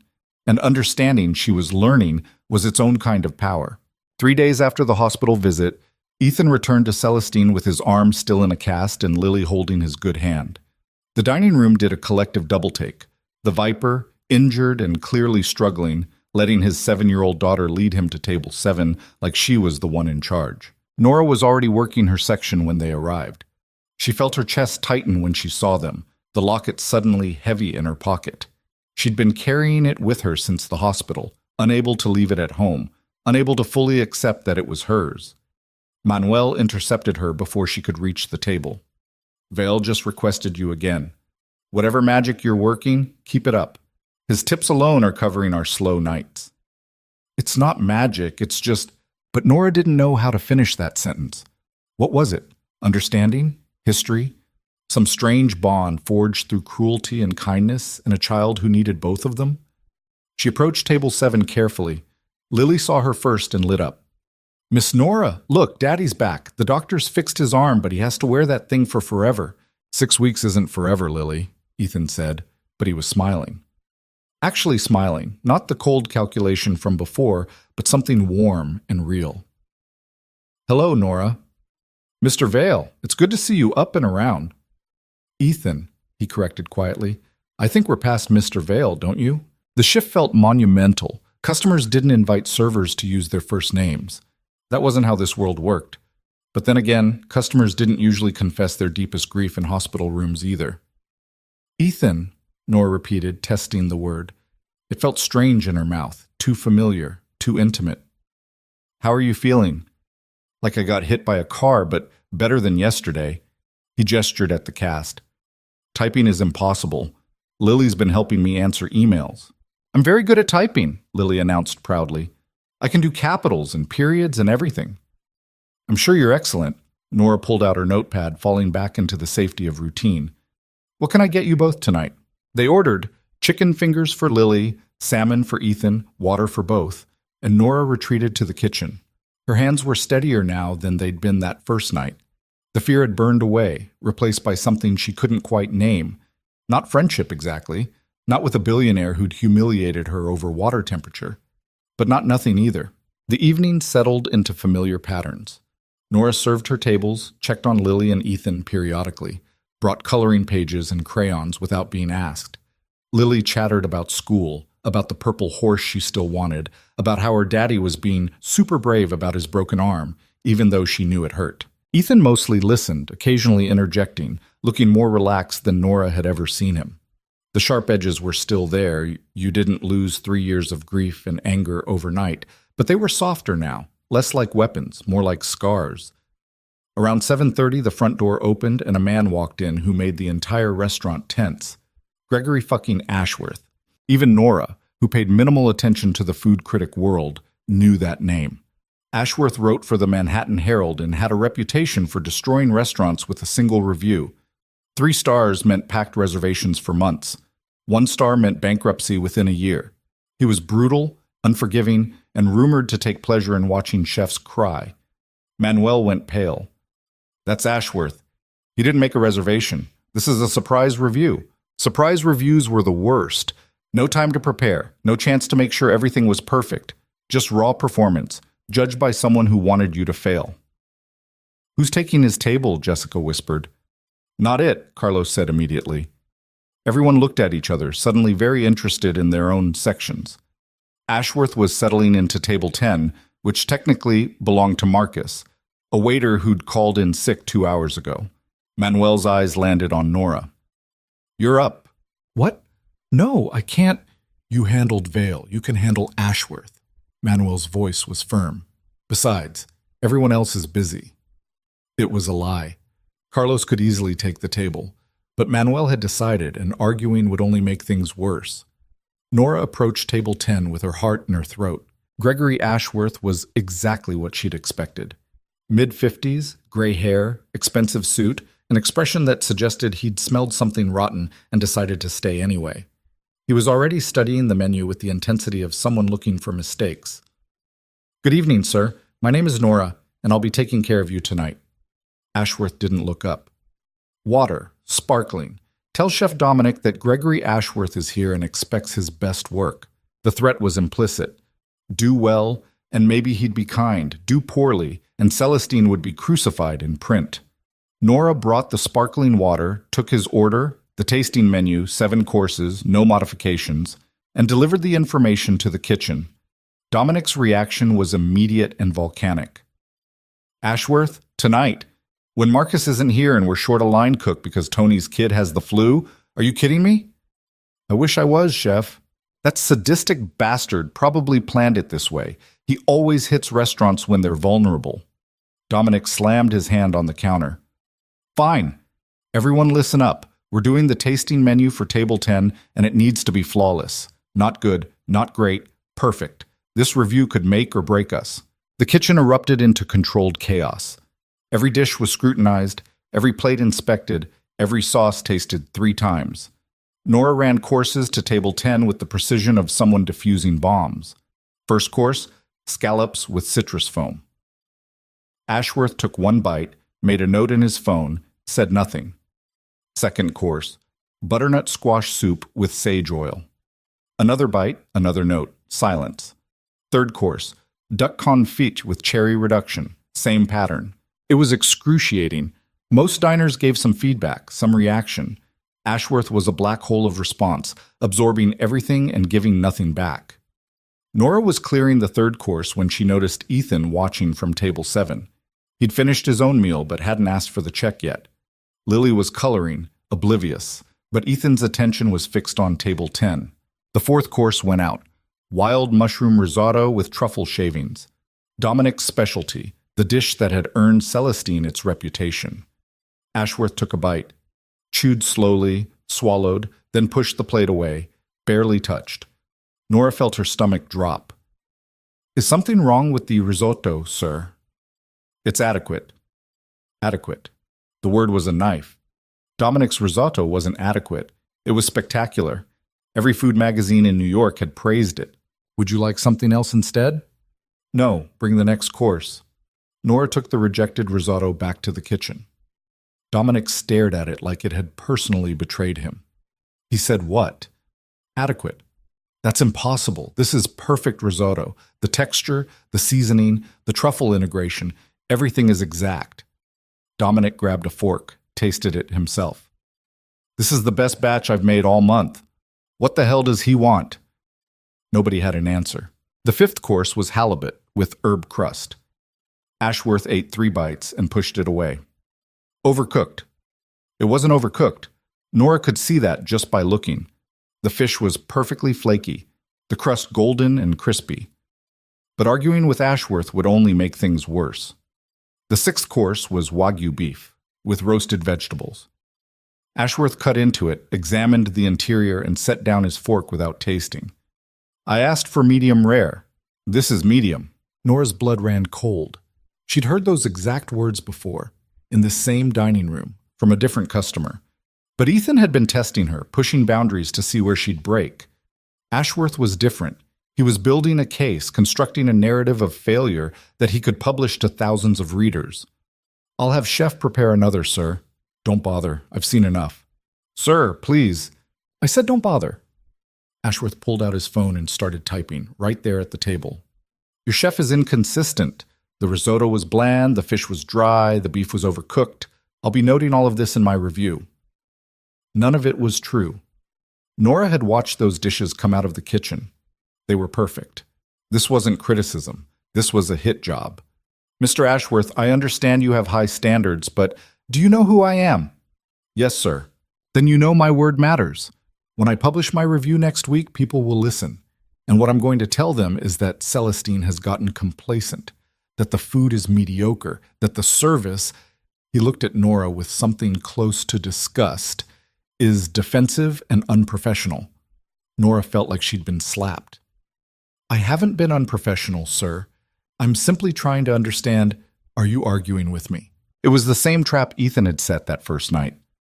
Say yes, and you're insubordinate. Say no, and you accept the lie. But Nora had learned something in the past month. She'd learned that some tests weren't meant to be passed. Some traps were designed to close no matter what you did. And sometimes the only winning move was to refuse to play. Yes, she said quietly, I am arguing with you because you're lying. The dining room went dead silent. Ashworth stared at her. Excuse me? The risotto wasn't bland. The fish wasn't dry. The beef was cooked exactly to your specifications. You're not critiquing the food. You're manufacturing a negative review for reasons I don't understand. How dare you? I dare, because I've watched Chef Dominic prepare every single one of those dishes with more care and skill than most people bring to anything in their lives. And you've dismissed all of it with made-up complaints that any actual food expert would see through immediately. Ashworth stood up, his face red. I have been reviewing restaurants for 25 years. I know what good food tastes like, and this isn't it. Then you've forgotten. Nora was shaking, but she held her ground. Or you never knew in the first place. Manuel appeared at her elbow, his face ashen. Mr. Ashworth, I'm so sorry. Nora is new. She doesn't understand. She understands perfectly. Ashworth threw cash on the table, more than enough to cover his bill. And she's just cost your restaurant any chance at a fair review. Expect 1 star and a detailed description of your incompetent staff. He stormed out. The silence that followed was deafening. Manuel turned to Nora, his voice shaking. My office. Now. Nora followed him, her legs weak. She'd just destroyed her job, destroyed the restaurant's reputation, destroyed everything over a principle that probably didn't matter to anyone but her. In the office, Manuel closed the door and exploded. What the hell were you thinking? That was Gregory Ashworth. Do you have any idea what you've done? He was lying about the food. I don't care if he was lying. You smile, you apologize, you comp the meal, and you let him write whatever he wants. Manuel was pacing, running his hands through his hair. 1 star from Ashworth means we lose half our reservations. It means staff layoffs. It means we might have to close. I'm sorry. Sorry doesn't fix this. Manuel pointed at the door. You're done for tonight. Go home. I need to figure out how to do damage control before that review publishes. Nora left the office feeling numb.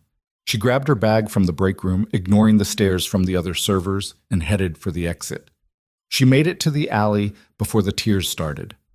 Great, heaving sobs that she'd been holding back since Ashworth's attack. She'd tried to do the right thing, tried to defend Dominic's work, and all she'd done was make everything worse. The door opened behind her. Nora wiped her eyes, expecting Carlos or Jessica with awkward comfort. Instead, Ethan stood there, his expression unreadable. You okay? Do I look okay? The words came out harsher than she intended. I just got fired for telling a critic the truth. I'm fantastic. You didn't get fired. Manuel told you to go home for the night. Ethan stepped closer. There's a difference. Not much of one, Nora laughed bitterly. And even if I'm not fired yet, I will be once that review comes out. Ashworth's going to destroy this place, and it's my fault. It's not your fault. Ashworth's been gunning for Celestine for months. Ethan leaned against the wall. You didn't know this, but Dominic used to work for Ashworth's brother-in-law. There was a falling out, something about stolen recipes. This was never about the food. It was personal. How do you know that? Because I make it my business to know things, especially things that affect places I care about. Ethan paused. What you did in there, standing up for Dominic, calling out Ashworth's lies, that took courage. Most people would have folded. Most people wouldn't have been stupid enough to argue with a critic. Maybe, but you weren't stupid. You were right. Ethan pushed off the wall. Wait here. What? Where are you going? To fix this. Before Nora could ask what that meant, Ethan walked back into the restaurant. She stood in the alley, confused and still crying, until curiosity won over despair. She followed him inside. Ethan had returned to table 7, where Lily was still coloring, completely oblivious to the drama. But he wasn't sitting down. He was standing, looking around the dining room with the same intense focus he usually reserved for business deals. Then he started walking toward the center of the restaurant. Excuse me, Ethan said, his voice cutting through the ambient conversation. Could I have everyone's attention for a moment? The dining room went quiet. Customers looked up from their meals. Servers froze mid-step. Manuel emerged from the kitchen, looking panicked. Ethan continued, calm and authoritative. My name is Ethan Vale. Some of you might know me. Most of you probably don't care. But I've been eating at Celestine for 3 years, and I need to say something about what just happened. Nora's heart was pounding. What was he doing? A few minutes ago, a man named Gregory Ashworth walked out of this restaurant claiming the food was subpar. He's going to publish a review next week saying Celestine has declined, that the dishes are mediocre, that you shouldn't waste your time or money here. Ethan paused. He's lying. Murmurs rippled through the crowd, I've eaten at every major restaurant in Manhattan. I've had meals in Paris, Tokyo, Barcelona, San Francisco. And I can tell you without hesitation that Chef Dominic produces some of the finest food in this city. The risotto he makes is better than anything I've had in Italy. His fish is consistently perfect. His attention to detail is exceptional. Ethan's voice grew stronger. But Ashworth didn't come here to review the food honestly. He came here with an agenda, a personal grudge that has nothing to do with culinary skill and everything to do with petty revenge. He looked around the room, making eye contact with individual diners. So here's what I'm asking. When that review comes out next week, don't believe it. Come here yourself. Try the food. Judge with your own palate, not Ashworth's poison pen. And if you're still not convinced, Ethan pulled out his phone. I'm posting on every social media platform I have right now. Celestine is one of the best restaurants in New York, and no bitter critic can change that truth. He started typing right there in the middle of the dining room. Within seconds, his phone was buzzing with notifications. Whatever he'd posted was already getting traction. Manuel looked like he might cry from relief. The diners started clapping, slowly at first, then building. A woman at table 3 stood up. I've been coming here for 5 years. The food has never been anything less than exceptional. Same, a man at table 8 called out. Ashworth's been wrong before. This is just another grudge match. More people spoke up, defending Celestine, praising Dominic, dismissing Ashworth's credibility. The energy in the room had completely shifted. Ethan walked back to table 7, sat down beside Lily, and looked at Nora. She was standing near the kitchen entrance, tears streaming down her face again, but for different reasons now. He'd defended the restaurant. He'd used his influence, his platform, his reputation to counter Ashworth's attack. And he'd done it publicly, in front of witnesses, creating a narrative that would spread faster than any printed review. Manuel approached Ethan's table, his voice thick with emotion. Mr. Vale, Ethan, I don't know how to thank you. Don't thank me. Thank Nora. She's the one who refused to let Ashworth's lies stand unchallenged. Ethan glanced at her. She's the one who reminded me what integrity looks like. Manuel turned to Nora. You're not going home. Get back to work. We've got a dining room to serve. The rest of the night passed in a blur of gratitude and adrenaline. Customers kept stopping Nora to praise her courage. Dominic came out of the kitchen to personally thank Ethan, his eyes red from what might have been tears or might have been the smoke from the grill. When the shift finally ended around 11, Nora's tips for the night were the highest she'd ever made. People had been absurdly generous, as if they were apologizing on Ashworth's behalf. She was counting the money in the break room when Ethan appeared in the doorway. Lily's asleep in my car downstairs, he said, but I wanted to talk to you before I left. Nora set down the cash. You didn't have to do what you did tonight. Yes, I did. Ethan sat down on the bench beside her. 3 weeks ago, I left you a penny because I wanted to break you. Tonight, You stood up to a man who could have destroyed your career, all because you believed in something bigger than yourself. That's not just courage, that's character. It was stupid. It was both. He smiled slightly. But I'm learning that the best things usually are. They sat in silence for a moment. The break room was small and cramped, smelling of old coffee and cleaning supplies. Not romantic, not special. Just two people who'd somehow become important to each other through the strangest possible circumstances. "The locket," Nora said quietly. "I've been carrying it with me. I still don't think I should keep it." "Why not?" "Because it's too important. It's your brother. It's your history." Ethan reached into his jacket, carefully, favoring his broken wrist, and pulled out a small envelope. "Then read this before you decide." Nora opened it. Inside was a note in careful handwriting. "I found this in Marcus's apartment after he died," Ethan explained. It was in his journal, dated 2 weeks before his death.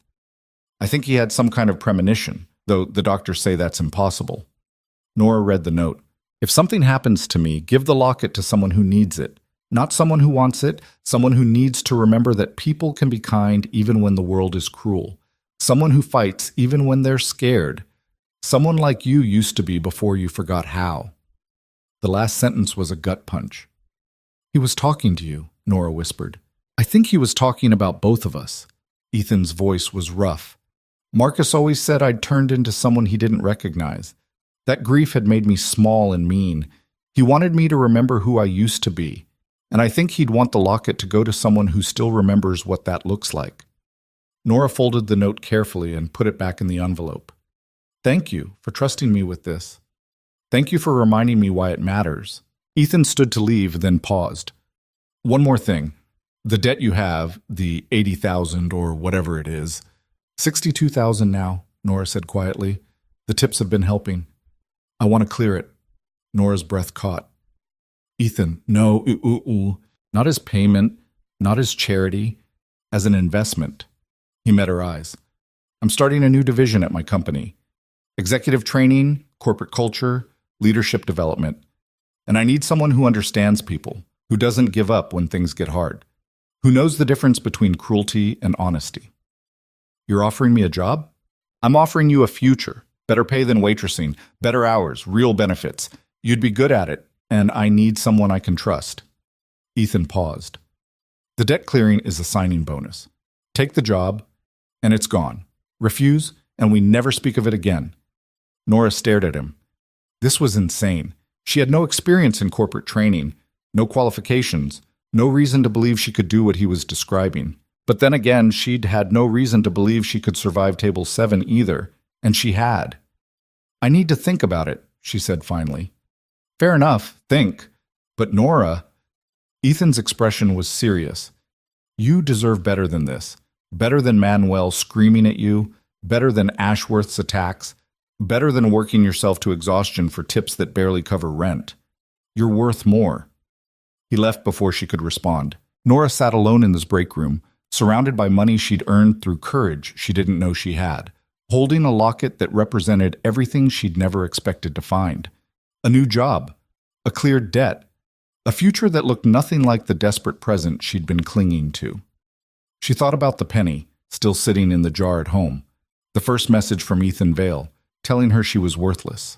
And she thought about tonight, when he'd stood in front of an entire restaurant and told them she had integrity.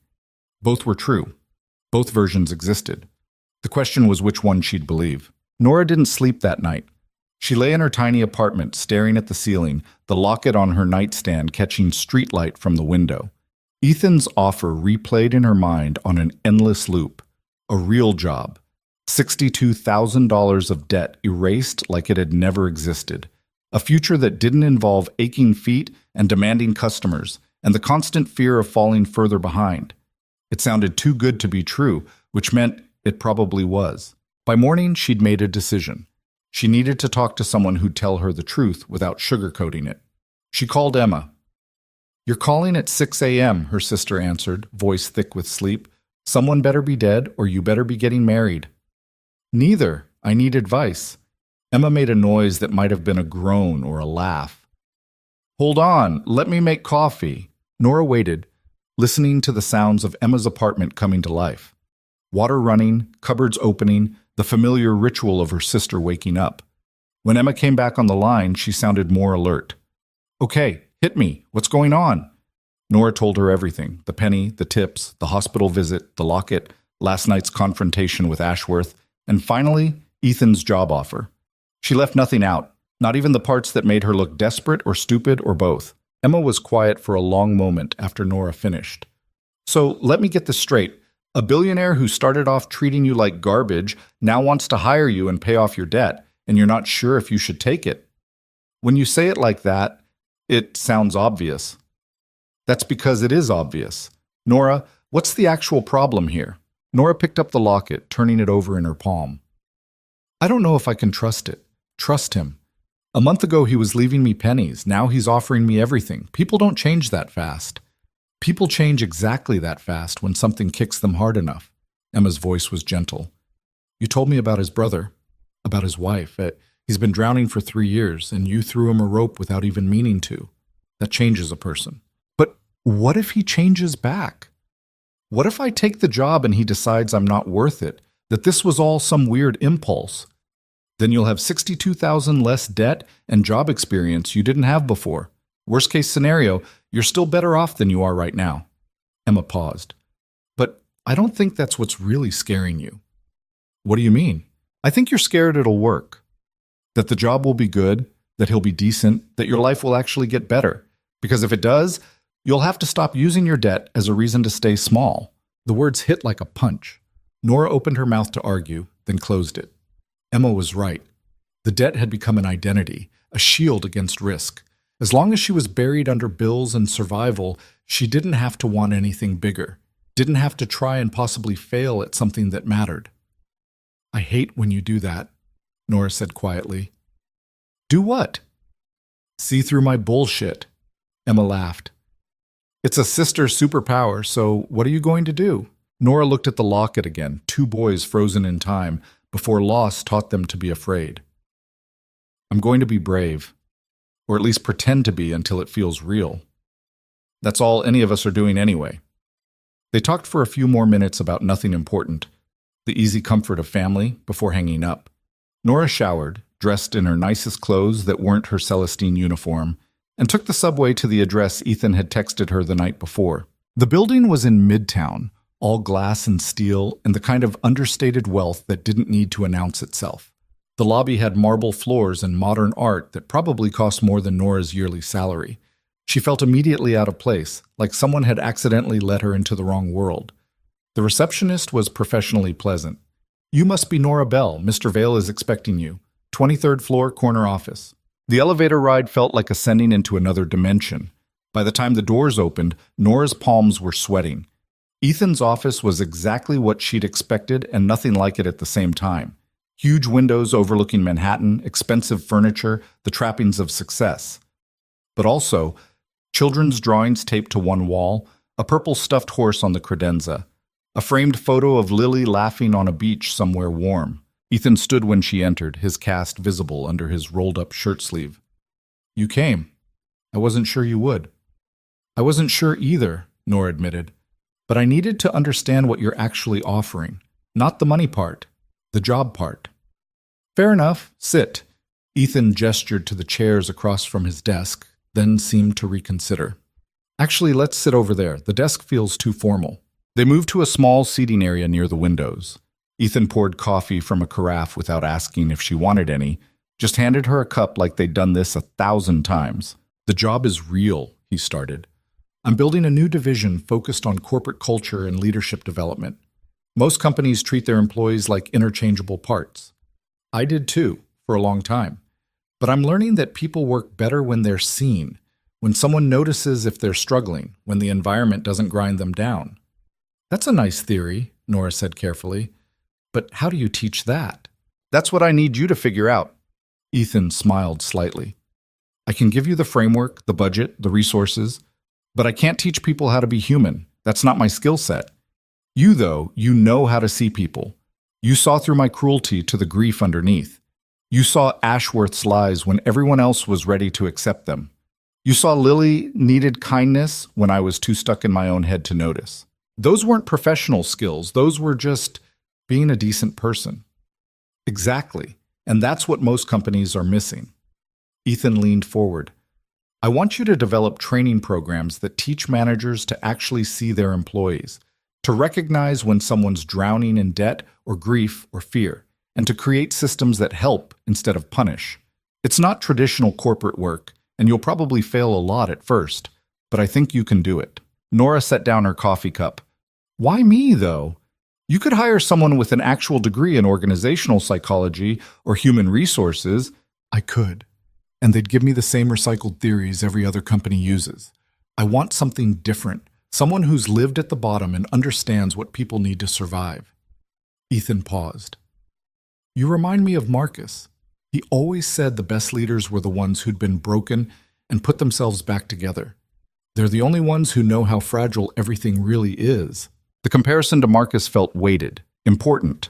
Nora picked up the coffee again, buying time to think. Through the window, Manhattan spread out below them, millions of people trying to survive, trying to matter, trying to build something that wouldn't collapse. If I take this job, she said slowly, I need real authority. Not just a fancy title while you make all the decisions. If I'm going to build something, I need to actually build it. Agreed. And I need you to trust me when I say something won't work. No overruling me because you think you know better. Fair. And if this doesn't work out, if I'm terrible at it or we can't stand working together, I need a guarantee that you won't sabotage my next job. A good reference, professional courtesy, whatever. Ethan smiled fully now. You've thought about this. I thought about it all night. Those terms are all acceptable. Anything else? Nora took a breath. The debt. I need to pay it back. Ethan's smile faded. That's the signing bonus.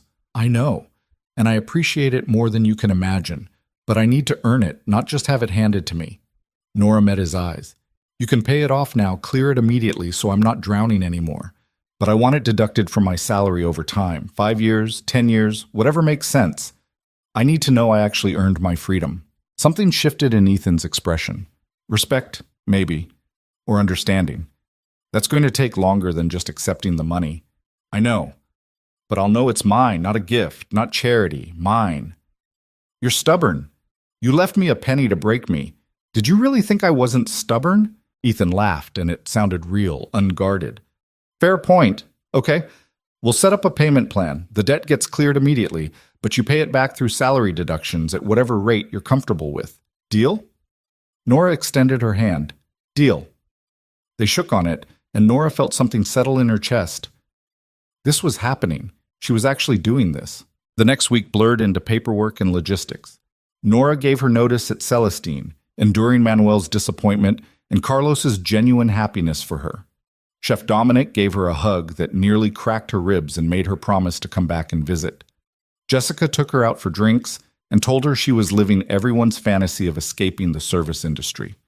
Just don't forget us when you're fancy and corporate, Jessica said, already tipsy on her second cocktail. I couldn't forget even if I wanted to, Nora promised. You people are the reason I survived. On her last shift, the staff threw her a small party in the break room. Cheap wine and grocery store cake, but more genuine affection than Nora had felt in years. They'd been co-workers, not friends exactly, but they'd been in the trenches together, and that created its own kind of bond. Ethan came that night with Lily, one last dinner at table 7. When Nora brought their meals, Lily handed her a drawing. I made this for you. It's a purple horse because you said pictures are important. The drawing was chaotic and perfect, all bright colors and imagination. Nora felt her throat tighten. Thank you, Lily. I love it. Are you really not going to be our waitress anymore? I'm going to be working with your dad instead, but we can still see each other. Good. Lily went back to her chicken fingers, satisfied. Ethan waited until Lily was distracted, then spoke quietly. You ready for Monday? Absolutely not, but I'm showing up anyway. That's all anyone can ask. The last tip he left wasn't money. It was a note on Celestine's stationery. You were worth more than a penny. E.V. Nora folded it carefully and put it in her pocket next to the locket. Monday arrived too fast and not fast enough. Nora showed up at Ethan's building at 8 a.m. wearing clothes she'd bought specifically for this job. Professional, but not trying too hard. The receptionist directed her to a different floor this time, to an office that was smaller than Ethan's, but still nicer than anywhere Nora had ever worked.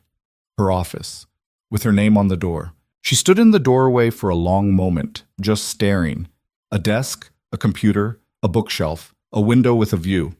It wasn't much by Billionaire standards, but for someone who'd been sleeping on a mattress in Queens and dodging debt collectors, it was everything. Ethan appeared behind her. You going to go in, or just admire it from the hallway? I'm having a moment. Let me have my moment. Take all the time you need. Nora stepped inside and sat at the desk. The chair was comfortable, the kind that didn't make your back scream after 8 hours. There was a welcome packet, a company laptop, business cards with her name printed on them. Nora Bell, Director of Culture and Development. It felt surreal. So here's the deal, Ethan said, leaning against the doorframe. You have 3 months to develop a pilot program. Pick one department in the company, work with them, figure out what helps and what doesn't. Then we'll expand from there. Questions? About 1 million, but I'll figure it out. Good. I'll check in weekly, but otherwise, this is yours to build. Ethan paused. Don't make me regret this. Don't give me a reason to regret it either. He left her alone to settle in.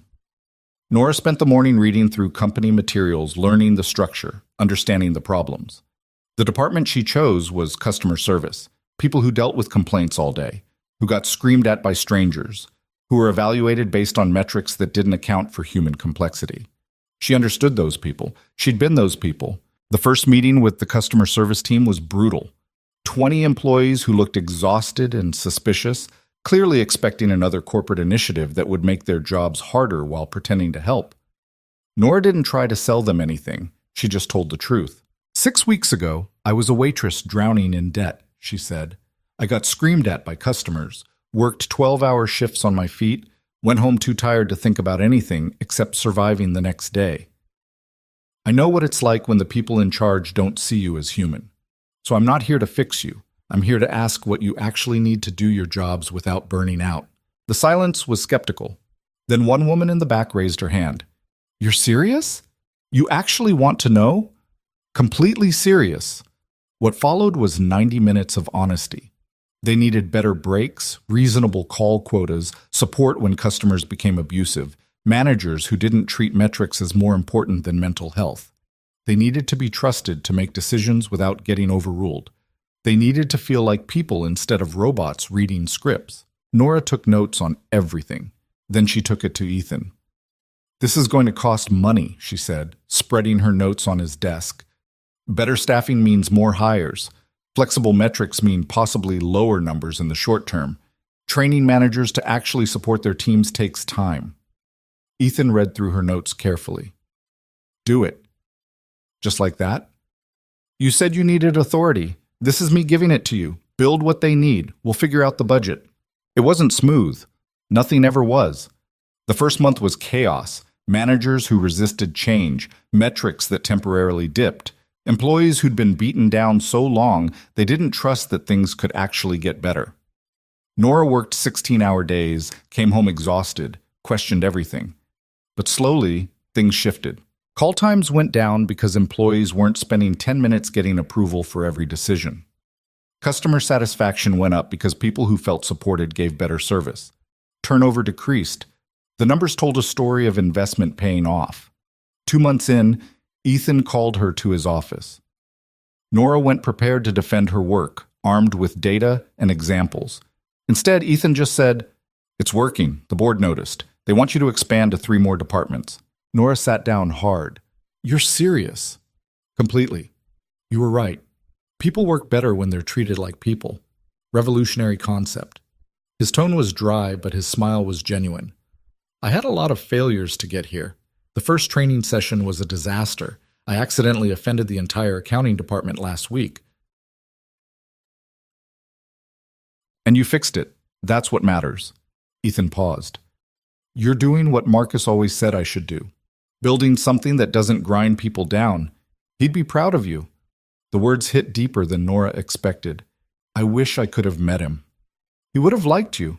Probably would have fallen a little in love with you too, if I'm honest. He had a thing for stubborn people who refused to quit. There was something in Ethan's tone that made Nora look up sharply. He was watching her with an expression she couldn't quite read. Not professional. Something else. Ethan, I know. I'm your boss. This is inappropriate. Forget I said anything. But Nora couldn't forget it, didn't want to forget it. What if I don't want to forget it? She said quietly. Ethan went very still. Then we have a problem. Because I don't date employees and I don't mix business with personal. And I definitely don't get involved with someone I've treated as badly as I treated you. What if I've forgiven you for that? That doesn't mean I've forgiven myself. They stared at each other across the desk. All the history between them, the penny, the tips, the locket, the hospital, the job offer, hung in the air like smoke. I'm not asking you to forgive yourself, Nora said. I'm asking if you meant what you just said, about Marcus falling in love with stubborn people, because I don't think you were just talking about him. Ethan closed his eyes briefly. When he opened them, the careful control was gone. I've been trying not to say it for weeks. You work for me. It's a terrible idea. It crosses every professional line, so fire me. Pay off the rest of my debt immediately, and we'll call it even. I'm not going to fire you. You're the best thing that's happened to this company in years. Then stop hiding behind professionalism and tell me the truth. Ethan stood, walked around the desk, and stopped in front of her chair. Close enough that Nora could see the small scar on his jaw from the car accident, the gray starting at his temples, the exhaustion that came from raising a daughter alone. The truth is, I haven't been able to stop thinking about you since the night you refused to apologize for that steak. The truth is, you scare me because you see through all my walls. The truth is, I'm falling in love with you, and I have no idea how to do that without ruining everything. Nora stood, bringing them eye to eye. The truth is, I'm falling in love with you too, and I'm terrified. But I didn't survive your worst just to walk away from your best. Ethan kissed her then, carefully, like she might break. Nora kissed him back, tasting coffee and vulnerability, and 3 years of grief finally starting to heal. When they pulled apart, Ethan rested his forehead against hers. This is going to be complicated. Everything worth having is complicated. HR is going to have a field day. Let them. We'll be professional at work and human everywhere else. Lily's going to ask 1,000,000 questions. Good. She should ask questions. She's 7. Ethan laughed, actually laughed, and it sounded like relief. Okay, we'll try. But if this falls apart, then we'll deal with it like adults. But I don't think it's going to fall apart. She was right. It didn't. The next 6 months were a learning curve for everyone.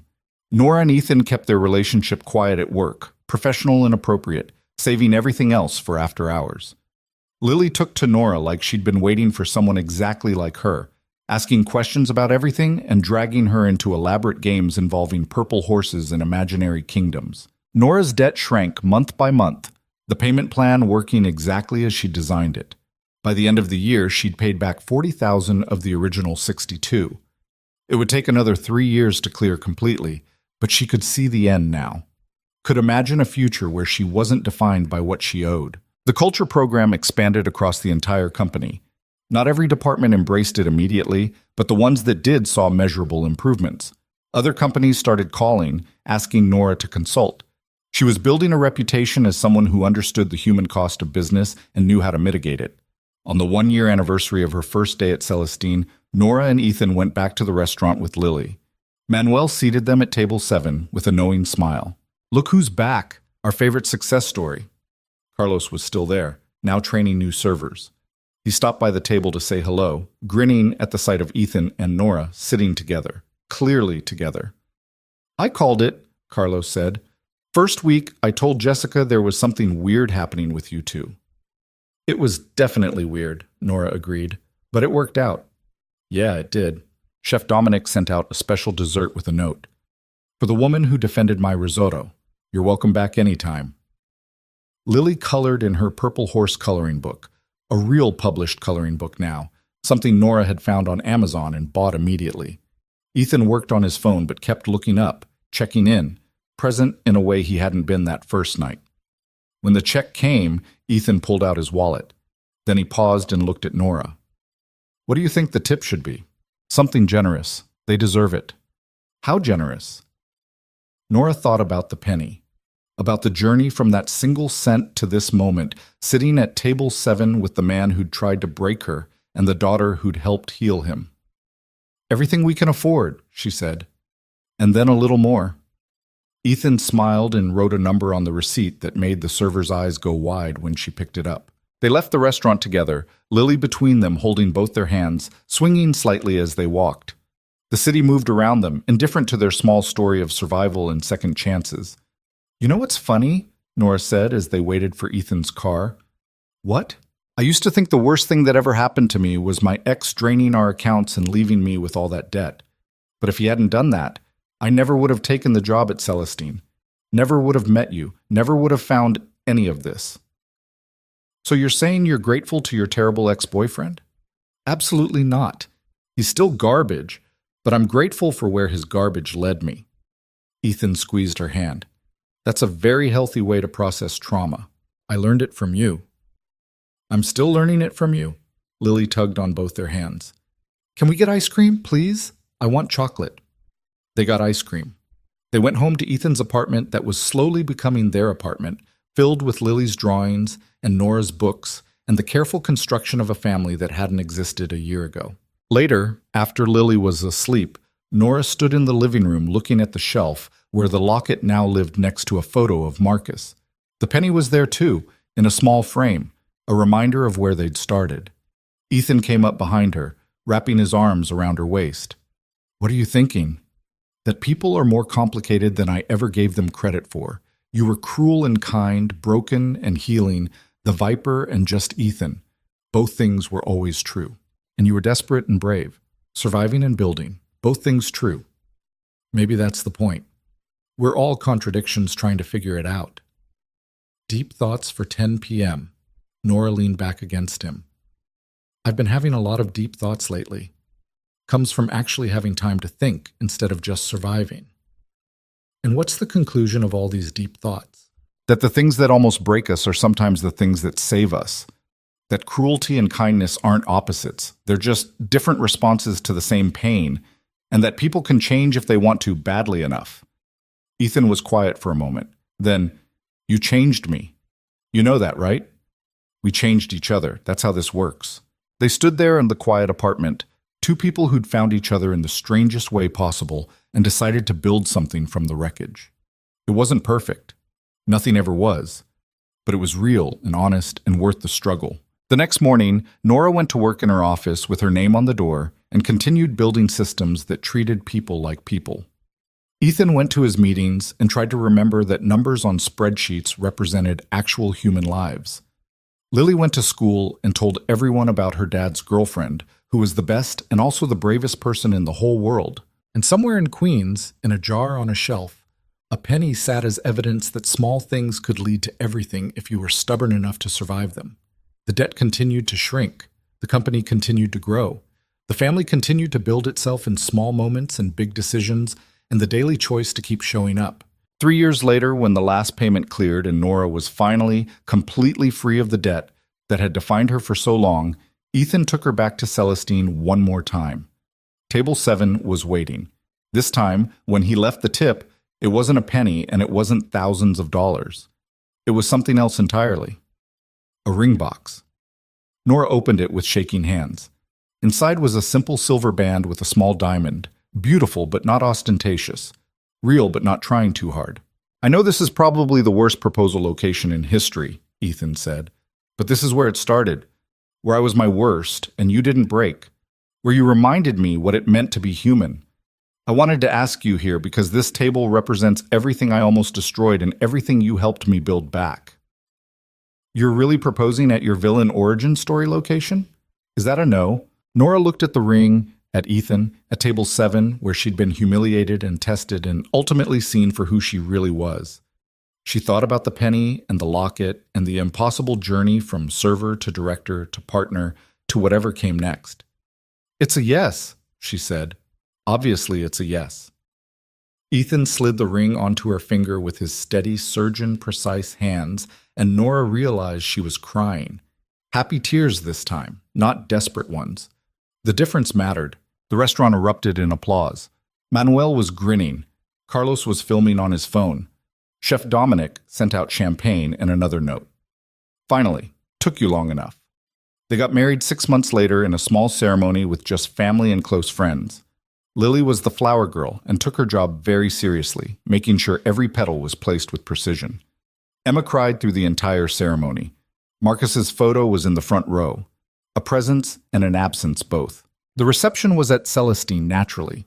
Table 7 was reserved for the bride and groom, though they spent most of the night circulating, talking to everyone, making sure people felt seen.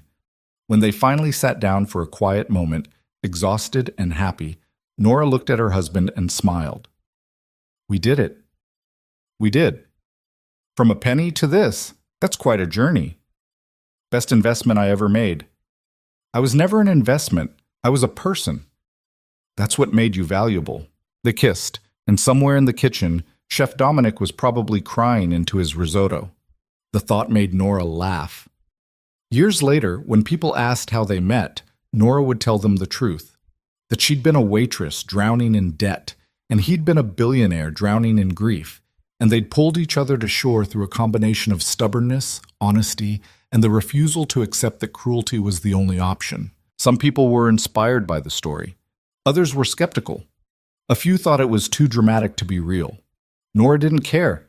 She knew the truth, that survival looked different for everyone, that change was possible if you wanted it badly enough, that the worst moments of your life could lead to the best ones if you were brave enough to keep walking, and that sometimes the people who hurt you the most are the ones who need you most.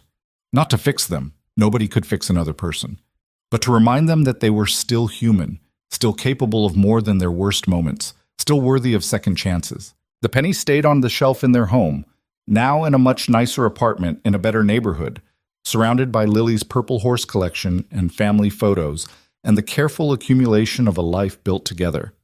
Visitors would ask about it sometimes, confused why a single cent was displayed like treasure. Nora would just smile and say, "It's a reminder." Of what? That value isn't about the number, it's about what you do with what you're given. It was a lesson she'd learned from Ethan, even though he'd been trying to teach her the opposite. That people were worth more than their worst moments, more than their mistakes, more than the circumstances that tried to define them. She'd been worth more than a penny from the start. It had just taken both of them a while to see it. And in the end, that was the real story. Not about money or debt or billionaires and waitresses, but about two broken people who decided to be whole together, one small moment at a time, until the collection of moments became a life worth living. The debt was paid. The family was built. The work continued. And every single day, Nora woke up grateful for the man who'd tried to break her and instead taught her how strong she'd been all along.